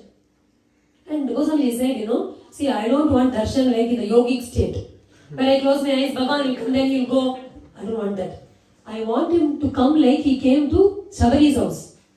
He has to come to my house. I should open the door. He should enter. I should take aarti. He should sit. I should do pada puja. I should offer him fruits. I should I should offer him flowers. And then he should spend the night with me. Next day morning, I will do prabodhanam for him. I will feed him again. Then if he wants, he can leave. no, I want darshan like that. And Hanumanji said, okay, I'll tell him, that's what you want. And next day, Punarvasu, Goswamiji was waiting. He had a small hut in Kashi, but he was not having an ashram or he didn't have any disciples or not.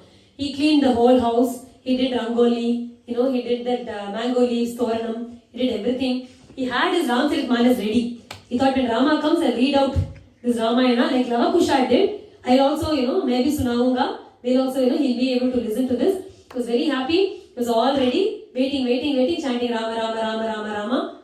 The day began, it dawned, it went on, midday hit, Bhagavan didn't come.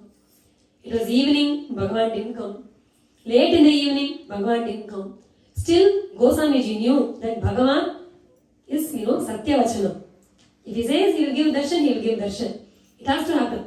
So he knew he will come, it's only a matter of time. So he kept waiting. It was almost 10 o'clock in the night. Bhagavan had not come. And Goswamiji had lit a small lamp, had the Antaratmanas, still waiting with Ramanama. Suddenly he heard a big army coming. He could hear the horses. He could hear, a big cavalry coming like that. Instantly, like I said in the beginning itself, those were the times when invaders used to attack anytime. Suddenly they'll come with an army, they'll see if they'll find an ashram or something, they'll enter, they'll break the idol, they'll tear the granthas, they will do all that. When he heard the horse hooves sound, instantly Goswamiji was frightened. He thought the invaders are here, they're here to attack, so he locked the door from within and he didn't open, he dimmed the light and he was completely silent. And the sound was coming nearer and nearer. He was hoping it will just cross his house and go away so he can open the doors and be waiting for Bhagavan again. But when it came nearer, it seemed to stop right in front of his house. He was so frightened. He could not move. He literally froze where he was. And somebody walked near the door. They hit the door and said, "Oh, kivat kulao, open the door.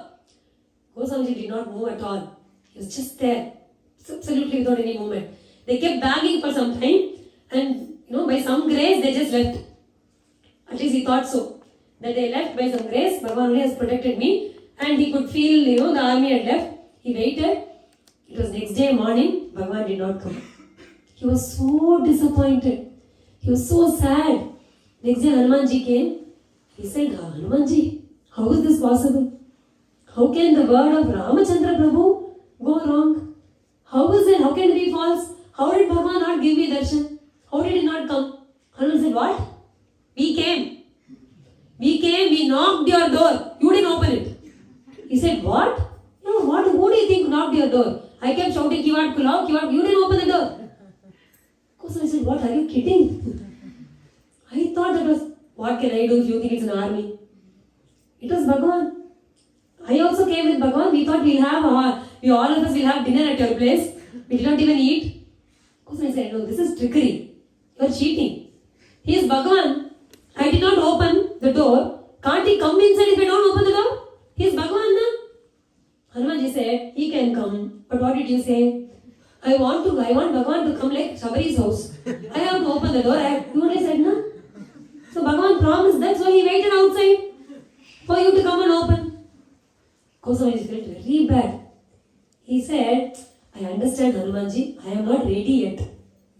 That's why I didn't have Bhagavan's darshan. No, I am not ready yet. And I know Bhagavan is ready to give me darshan. I have to ready myself. He understood that and then he went around everywhere. And the beauty is, our Tulsidas ji did not have darshan of Bhagavan in Ayodhya. Not in Chitrakoot. Not even in Kashi. You know where he had the Sakshatkara of Ramachandra Prabhu? In Vrindavanam. Vrindavan is Krishna's place. Is it not? This is Leela Sthala. Goswamiji went to Vrindavan. When he went to Vrindavan, the beauty is, wherever, even today if you go to Vrindavan, everybody there will chant only Radhe, Radhe, Radhe, Radhe, Radhe, Radhe. Even a rickshawala will chant only Radhe, Radhe. They won't have bells and all. These days there is no rickshaw at all. No, it is only e-rickshaw. So, even in the days when there used to be rickshaw, they used to only chant Radhe, Radhe, Radhe, Radhe. You can hear only Hare Krishna, Radhe Krishna there everywhere. Is it not? But our Goswami Tulsidas Ji went to Vrindavan, and if someone says Radhe Krishna, he will say Siya Ram, Siya Ram. He was a Pativrata. Pativrata, his Pati was Ramchandra Prabhu. He was an Ananya Bhakta. So he said, I will not bend my head to anybody else. That's a beauty in Bhakti.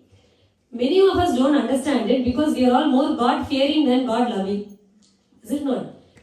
See, I'm not saying you should not worship all the devatas, but when it comes to Bhakti, if you want to really walk the path of Bhakti, you should choose one deity. And you have to have respect for all the other Bhagavan.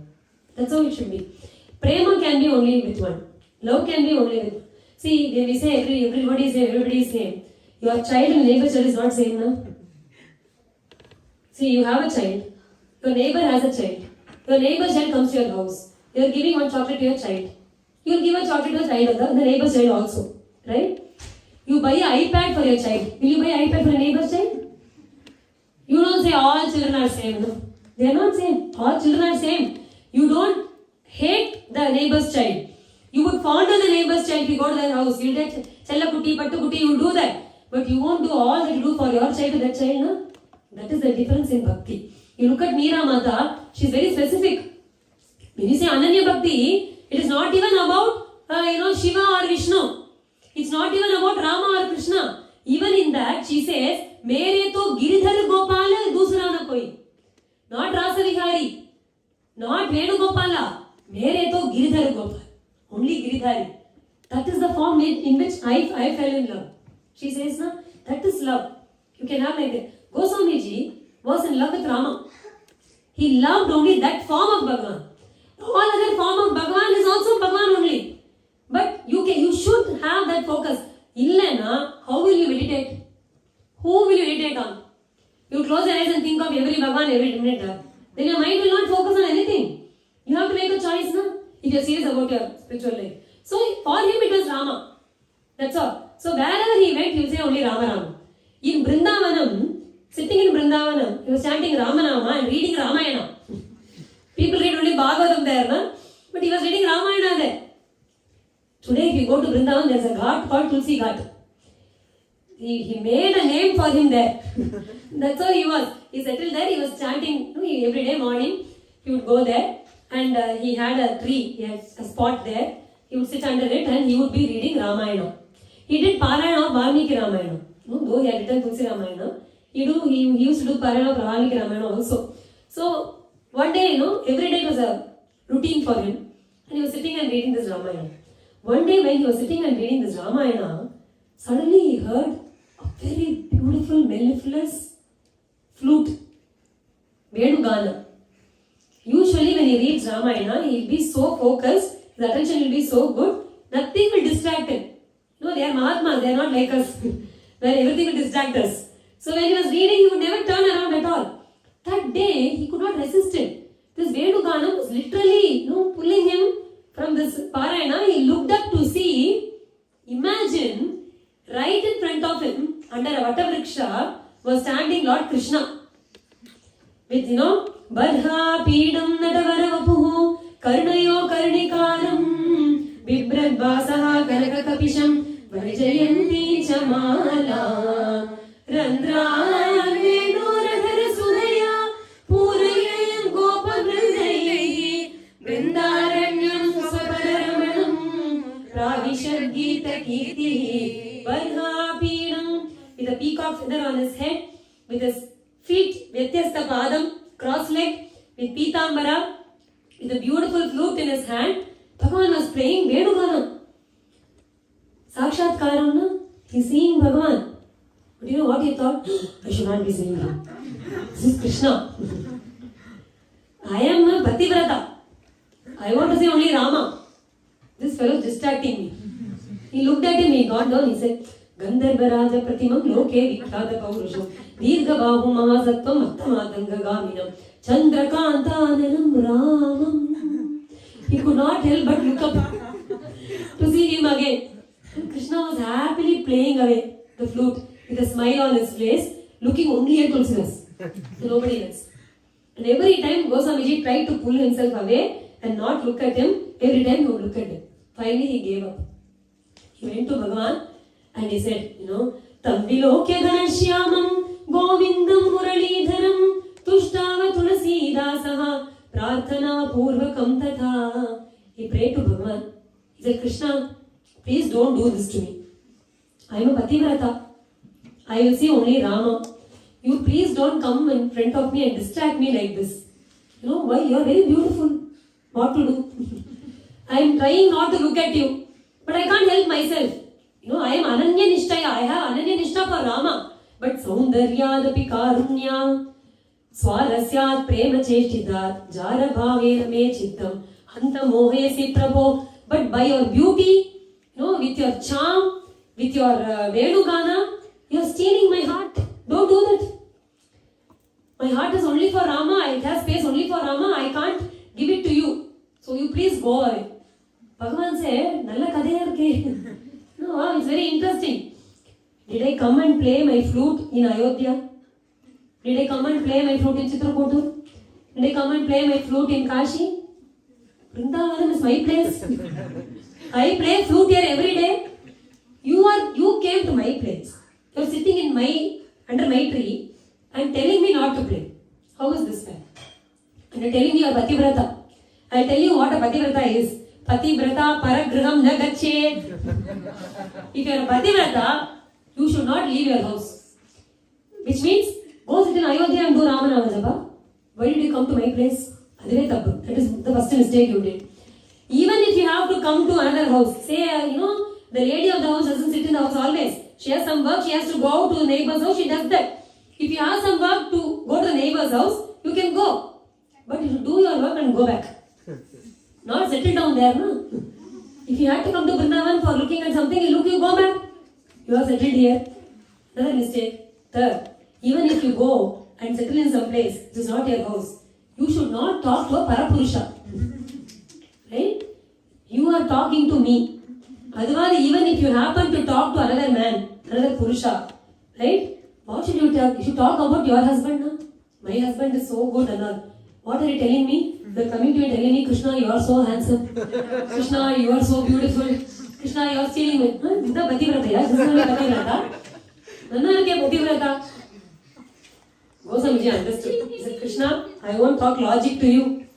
I am doing Sharanagati. Please, I don't have the power to not see you or not lose my heart to you. But I want to be loyal only to Rama. So you please save my Pativratya and give me darshan as Rama. The moment he said that, Abhayam te mahabhakta pashyamam raghunandanam venum kodanda rupena pashyame karavarije. Instantly Bhagavan, he took his Venu, his Murali, his flute, he flipped it, it became a Kodanda. And he became Samacharana, and Radharani became Sita Mata, and everybody, Bhagavan totally became Ramachandra Prabhu for the sake of Tulsidas Ji. Because Rama, Krishna, they are all same only, But for Bhaktas, it matters. They are Rama Bhaktas, they are Krishna Bhaktas, it matters for them. So he said, I want to see you only as Rama.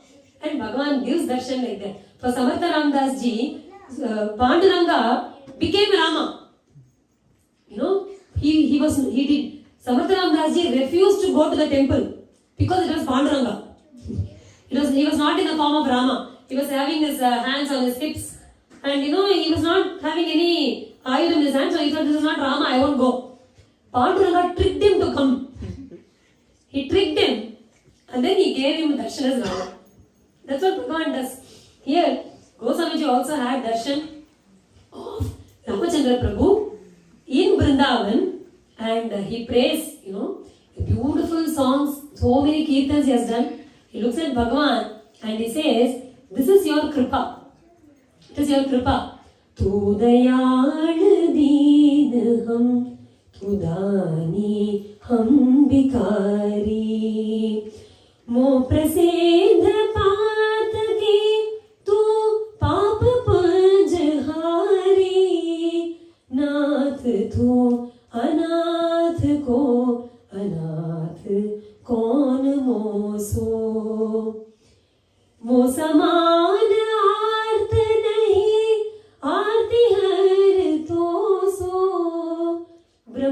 दो, हम जीव तू ठाकुर हम Chero.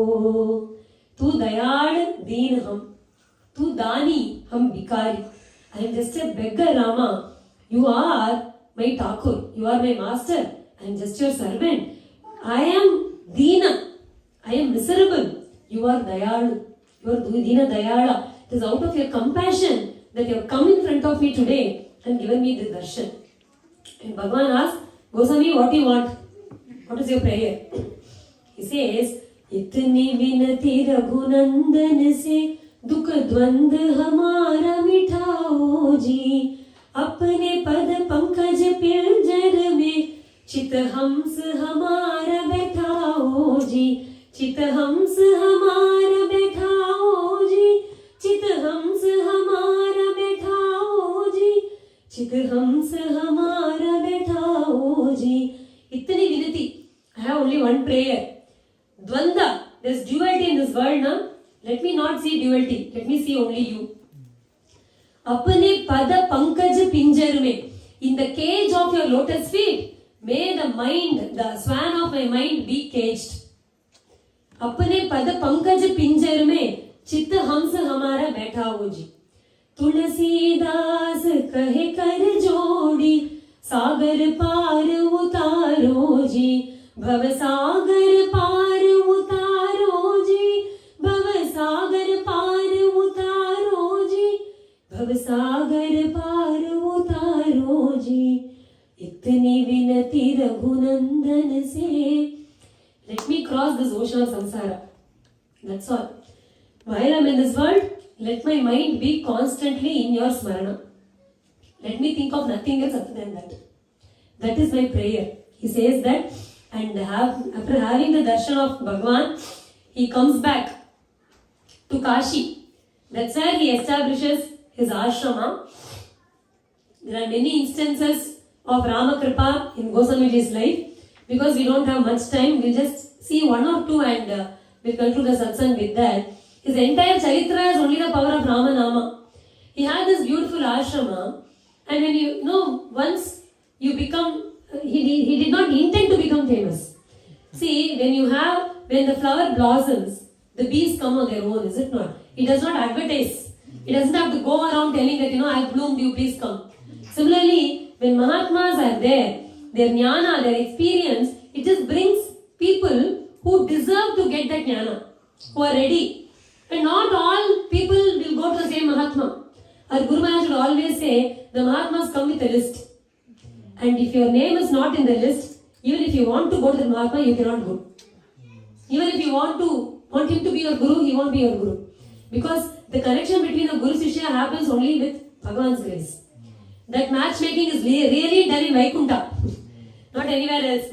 Neither can a guru choose his disciple, nor can a disciple choose his guru. And the beauty is, both of them are stuck with each other. That's the good news for us. Bad news for Mahatmas. Good news for us, because once a Mahatma takes you under his fold, even if you are the dushta, he can't do anything about it. He has to correct you and lead you to the feet of Bhagavan. He can't give up on you. That is the sambandham that Bhagavan has made. And the Guru makes sambandham with the Jiva, with the Bhagavan. It's it's kind of a mutual thing that happens. So here, when Goswamiji was there, slowly people started coming to him. They built an ashrama around him. He didn't build it. And people were managing it. He didn't care about it. He did what he did always. He chanted Ramanama. He talked about Ramakatha. That's what he did. Nothing in his life changed. Things changed around him. But he did not change. He kept doing that. And as the ashrama was growing, obviously more stuff came in. More gold vessels and silver vessels and all. But he was not even looking at it. He did not even have a manager or anything for that. Things were just, happening. When you have a satsang, sometimes people come to satsang, to a temple or place like this, just to see what is happening there, out of curiosity. They don't come for a spiritual quest. And some of them will come even just to find faults and criticize. People have different ideas, no? People are of different nature. And there was a pair of people who had been coming to this satsang of Tulsidas Ji just to observe. because they were thieves. And they saw that this was a very flourishing ashrama. They could see that a lot of money was coming in and transactions were happening. So they thought if we can stick around and figure out how this works, we may be able to gain something from this. And they were there for a week or two. They observed. They saw that nobody was to take care of anything. Everything was lying around. All the gold and vessels and silver, they were all lying around. Nobody seemed to care. Everybody was doing bhajana. So they thought, oh, it's very easy to steal things from here. Nobody will even notice. One day they decided, to Aaj ka raat, tonight we will, take whatever we can from here and vanish. They decided they'd see no security, anything, anywhere. So very happily, bhajan started late in the evening. Everybody was singing bhajan. Goswamiji was completely lost in Rama Chintana. Everybody was lost in looking at Goswamiji. Nobody was observing them. They looked around slowly. They got up. They went near the puja. There's a place where all these vessels were there. They packed up everything. They took. Nobody noticed. They took everything. They were about to walk out of the ashrama. When they came to the gate, suddenly they saw 2 people were guarding. In all these weeks, nobody was ever there. Suddenly there were 2 people who were, walking across and guarding the place. They were terrified. They thought, somebody seems to have known about our plan and they have put a security here. He said they didn't have the heart to give up whatever they had taken. So they thought, let us go to the back door. And they went to the back door, the same 2 people were there. So, there seems to be going around. And they were, walking from the front door to back door, seeing them everywhere. At the end of it, bhajan was over and everyone was coming out. These people were stuck with their load. And they saw Goswamiji was coming for his morning bath and ablution. They didn't know where to run. They were so frightened of the guards out there. So they thought, let us go and surrender to Goswamiji. They threw everything at his feet. They fell at his feet and said, Goswamiji, we are so sorry, forgive us. He said, what happened? No, we tried to steal these things from you. But looks like there are 2 guards outside. He said, in the first place, you cannot steal anything here. Why? Because it is all yours already. You can take whatever you want. Why do you say it is stealing? Nothing is mine.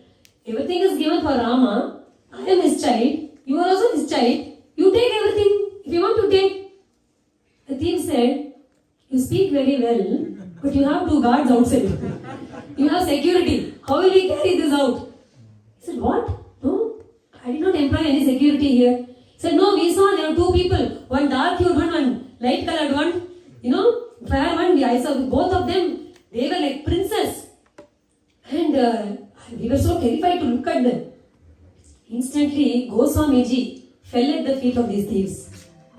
He said, Mahanubhava, I had to roam around in Ayodhya and Chitrakuta, in Kashi, and then finally I got darshan in Vrindavan.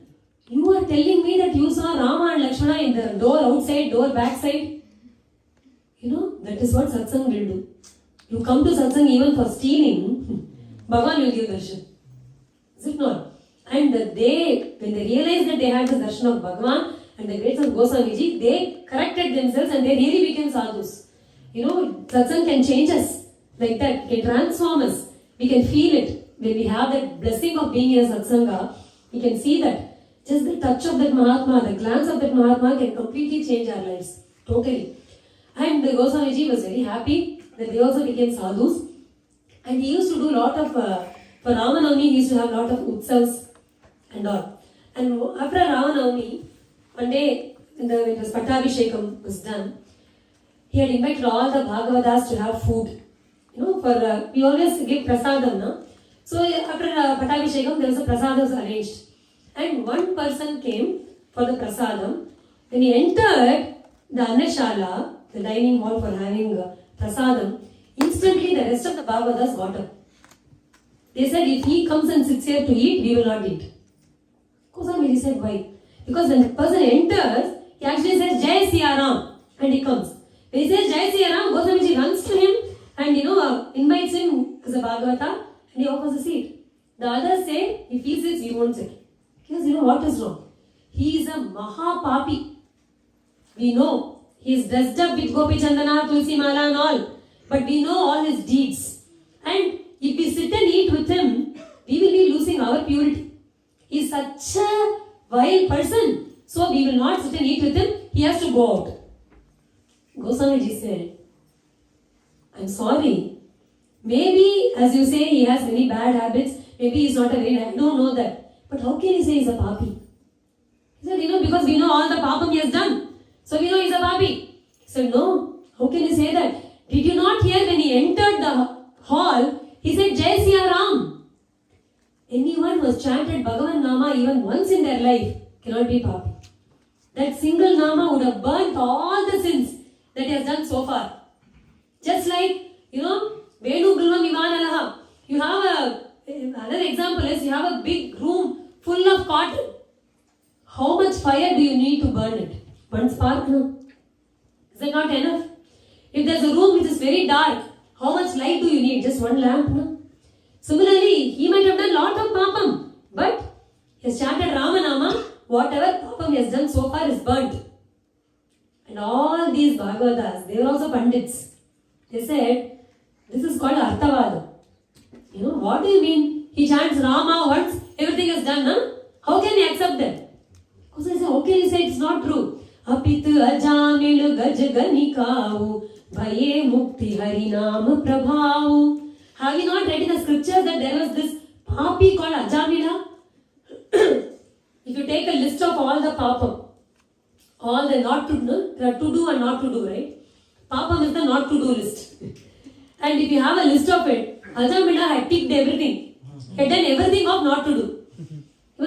He was a personification of all the papam. That's how he was.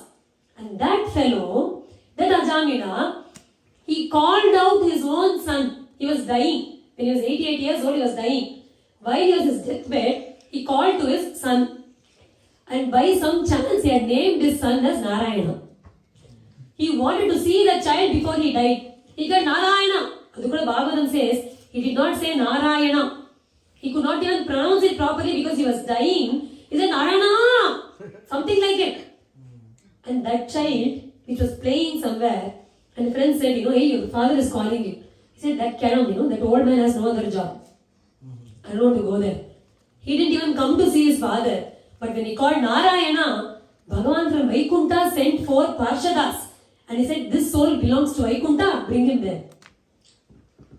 Bhagavatam says this. 6th canto, 3 chapters.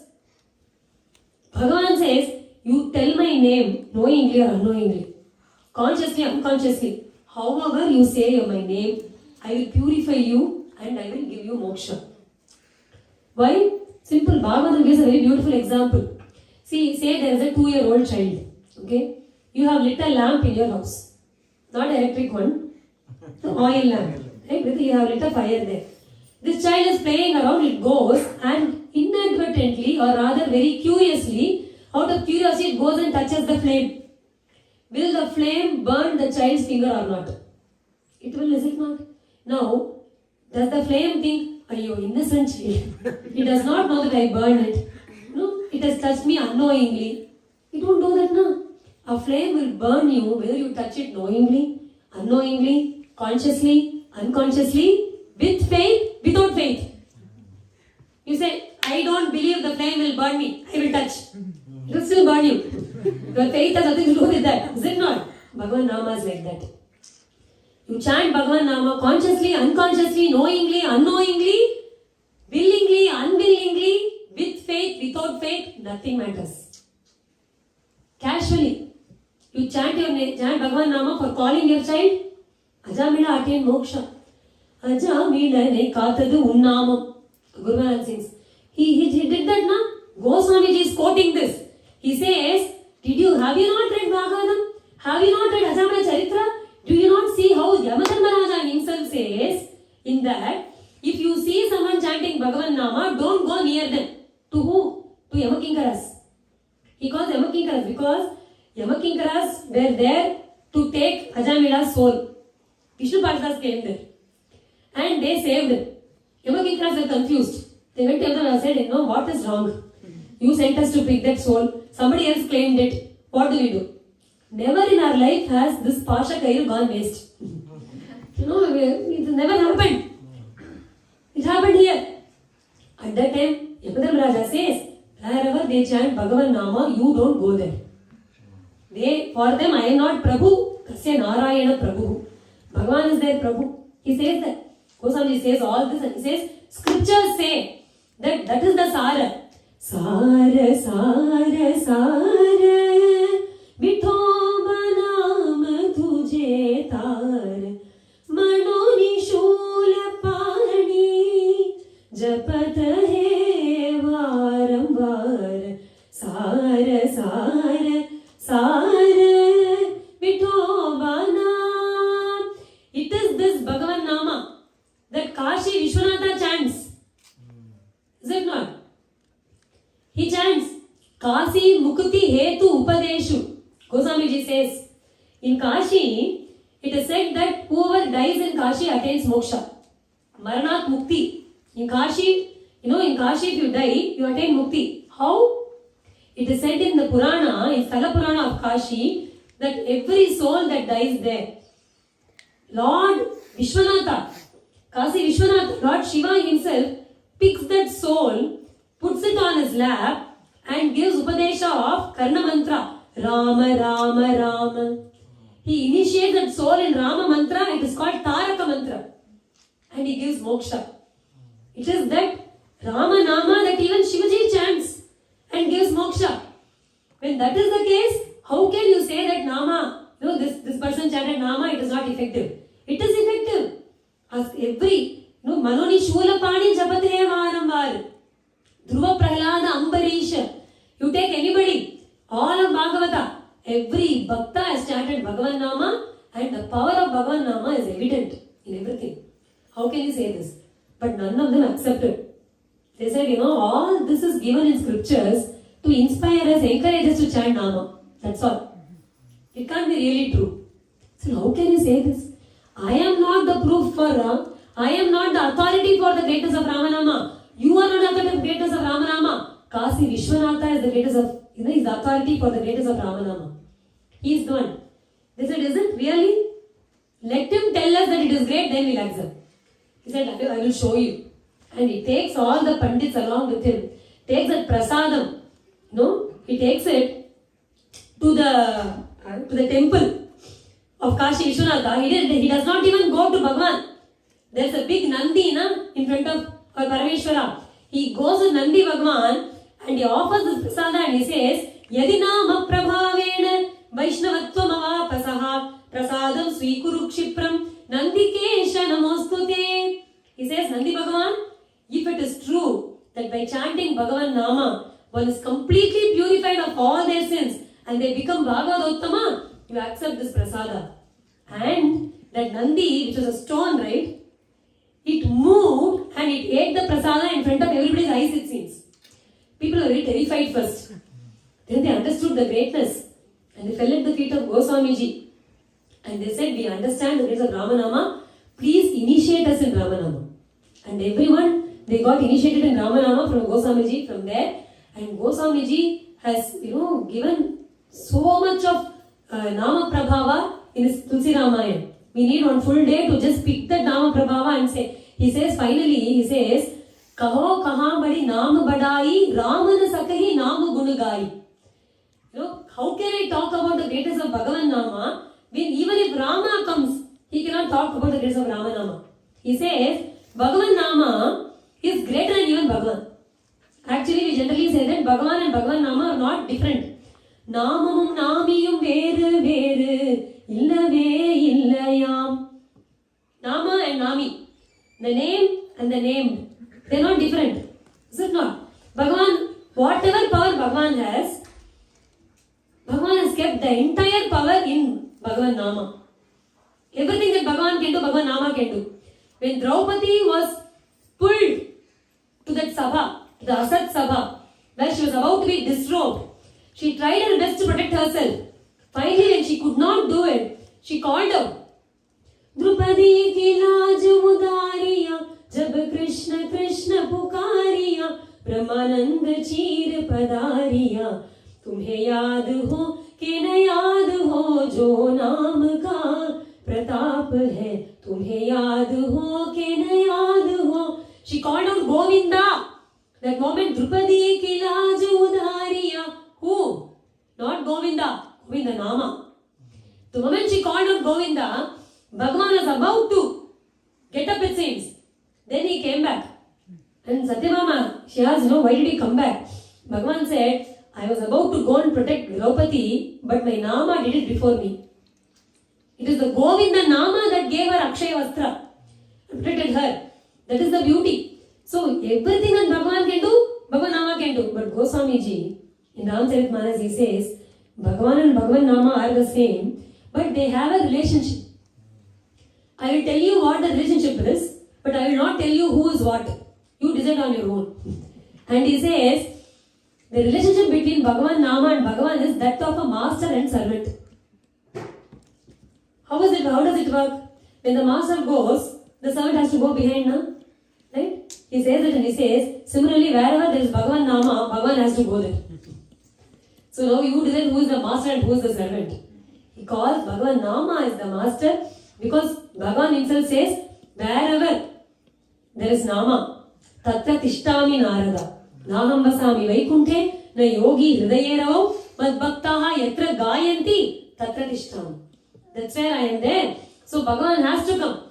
If you chant Bhagavan Nama, Bhagavan will come behind you. Always. That's what Naradji, he says in Bhagavatam, he says, in my previous Janma, I practiced penance and Bhagavan said, you are not ready to have my darshan. In this Janma, do I have his darshan? I have. You know how? Constantly. Sometimes I have to tell Krishna, go away. Wherever I am, he keeps coming behind me. Prakayeta swaviryani tirthapada priyashava ahuta ivame shigram darshanam yati chetasi. Every time I say Krishna, he comes. He says, Krishna, why are you here? You only called me, no. He said, I love you, Nama, so I am chanting. But he literally says, as if I called him, he is coming behind me always. The Nama is like that. Right?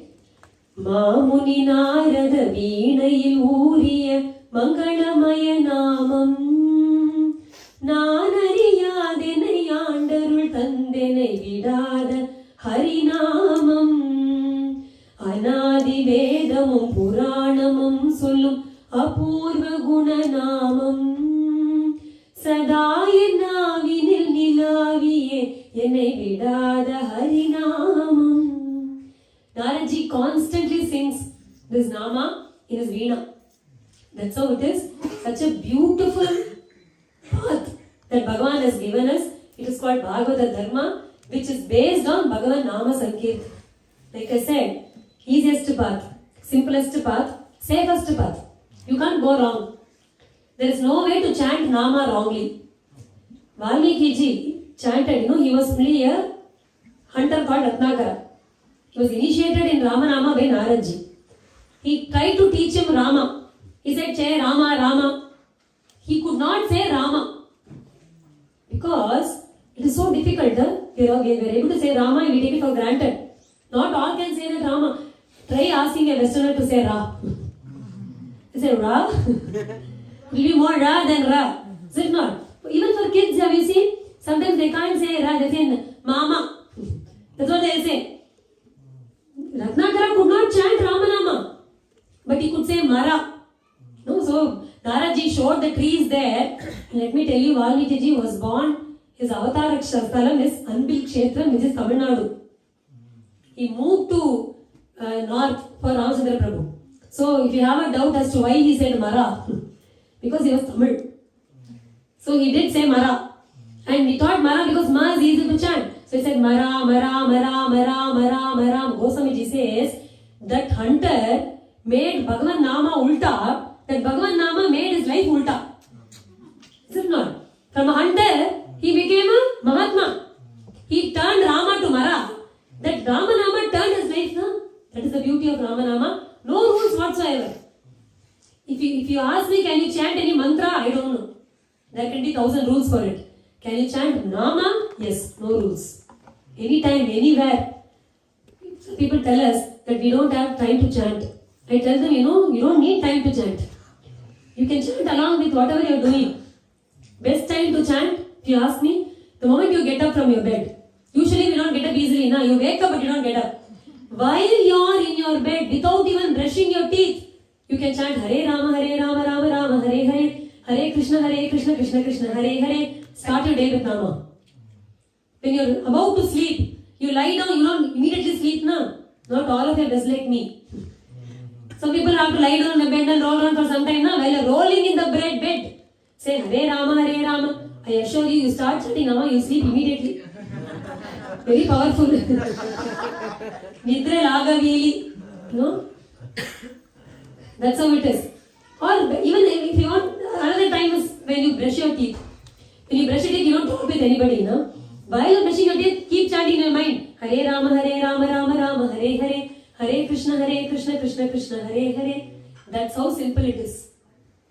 While you're making dosa, while you're driving, you don't have to close your eyes. Please don't close your eyes and chant while you're driving specifically. Don't do that. You can chant just like that. No rules. Some people are bathroom singers. They safely lock themselves in bathroom and sing. Right? Say for others. When they do that, sing Nama. Very simple. You don't have to be a musician to do Nama Sankirtana. Hare Rama, Rama Rama, Hare Hare, Hare Krishna, Krishna Krishna, Hare Hare. Hare Rama, Rama, Hare Hare, Hare Krishna, Krishna Krishna. Rama Rama, Rama Rama, Rama Rama, Rama Rama, Rama Rama, Rama Rama, Rama Rama, Rama Rama. Podu, that is Nama Kirtana. Very simple. That is the path they have shown us. You don't have to do yoga. You don't have to control your breath. You don't have to do dhyana. You don't have to do the Atma Vichara. Nothing is needed. If you are serious about your spiritual life, if you are serious about seeing Bhagavan, if you are serious about knowing the truth on your own, this is enough. If you want to tell people that it's spiritual, if you want to tell people, show them that it's spiritual, you can do dhyana, fancy things. Because we know pretty well that we can't do meditation. You sit for some time, you think of everything other than Bhagavan in those few minutes. But Nama does not require us to even have that attention or that focus. Nothing is needed. Chant it even mechanically. Chumma. Without even thinking about Bhagavan, keep chanting it. That Nama will cleanse us. Will give the love for that Nama. Evam vrataihi. Chant it like a vrata. Enough. No, that is enough. Chumma, discipline now. Just keep chanting it. Without even the love for it. It will cleanse us and take us to the highest. That is the beauty of Rama Nama. That is what all the Mahatmas have shown us all along. Goswami Tulsidas Maharaj also came. He was also an Amsha. He was an avatar of Valmiki Ji. He only came back to write Ramayana in Hindi for us and to show the greatness of that Rama Nama to us. That's what he has done. If there is a takeaway in any satsang, it's only that. All you have to do is wherever you are, whatever you are doing, you may already be walking the path of spiritual life in some form. You might already be inward. Maybe you are not. Whatever it is. Whatever you are doing, add on Bhagavan Nama to that. That's enough. Chant just 11 times. Chant this Hare Rama Mahamantra 11 times in your life. One day, every day. That's enough. Do every other sloka that you do, temple, whatever do. Keep doing all that. You don't have to change one thing. That's the beauty. Whatever other things we are doing, I don't know if that will save us or not, but this Nama will certainly save us. And if you want to do meditation, this Nama will help you focus your mind better. It will get you to that state of dhyana. It will help you in that. You want to Atma Vichara, it will bring that Vairagyam into you to get the jnana. It will flower. This Nama will support everything. That's the beauty of it. It doesn't need anything to support it. It can work independently also. That's the beauty of it. So the only request I have to all the devotees gathered here is, please chant Bhagavan Nama whenever you can. That's all. Whenever you can, you chant. Best way, like I always feel, is start your day with Nama. First thing you do, tell Hare Rama 11 times, then do whatever you want in your life that day. When you are about to sleep, chant 11 times. You will see a marked difference in your life. I assure you. That simple change, that simple addition can make such a difference in our life. No porulo selaville. There is no money, no kharcha for this. Right? There is no effort. You don't need to learn anything. Nothing is needed. Simplest, safest. Since there are no rules, you cannot go wrong. Nothing to go wrong. You can chant even when you are in the bathroom. That's the beauty of it. So with that request, with that prayer, and with the prayer at the lotus feet of our Guru Maharaj and Bhagavan, that may he bless us with a taste, with a ruchi for chanting Bhagavan Nama. May he bless our tongue so we use it for Bhagavad Guna and Bhagavan Nama and reduce all the other gossips. May he bless us with Achanchala, Nishchala, Nishkapata Bhakti, With that prayer, Kayena vacha manasendriyeva buddhyatmana va prakriti svabhavat karomi yate sakalam parasmai Shriman Narayana iti samarpayami.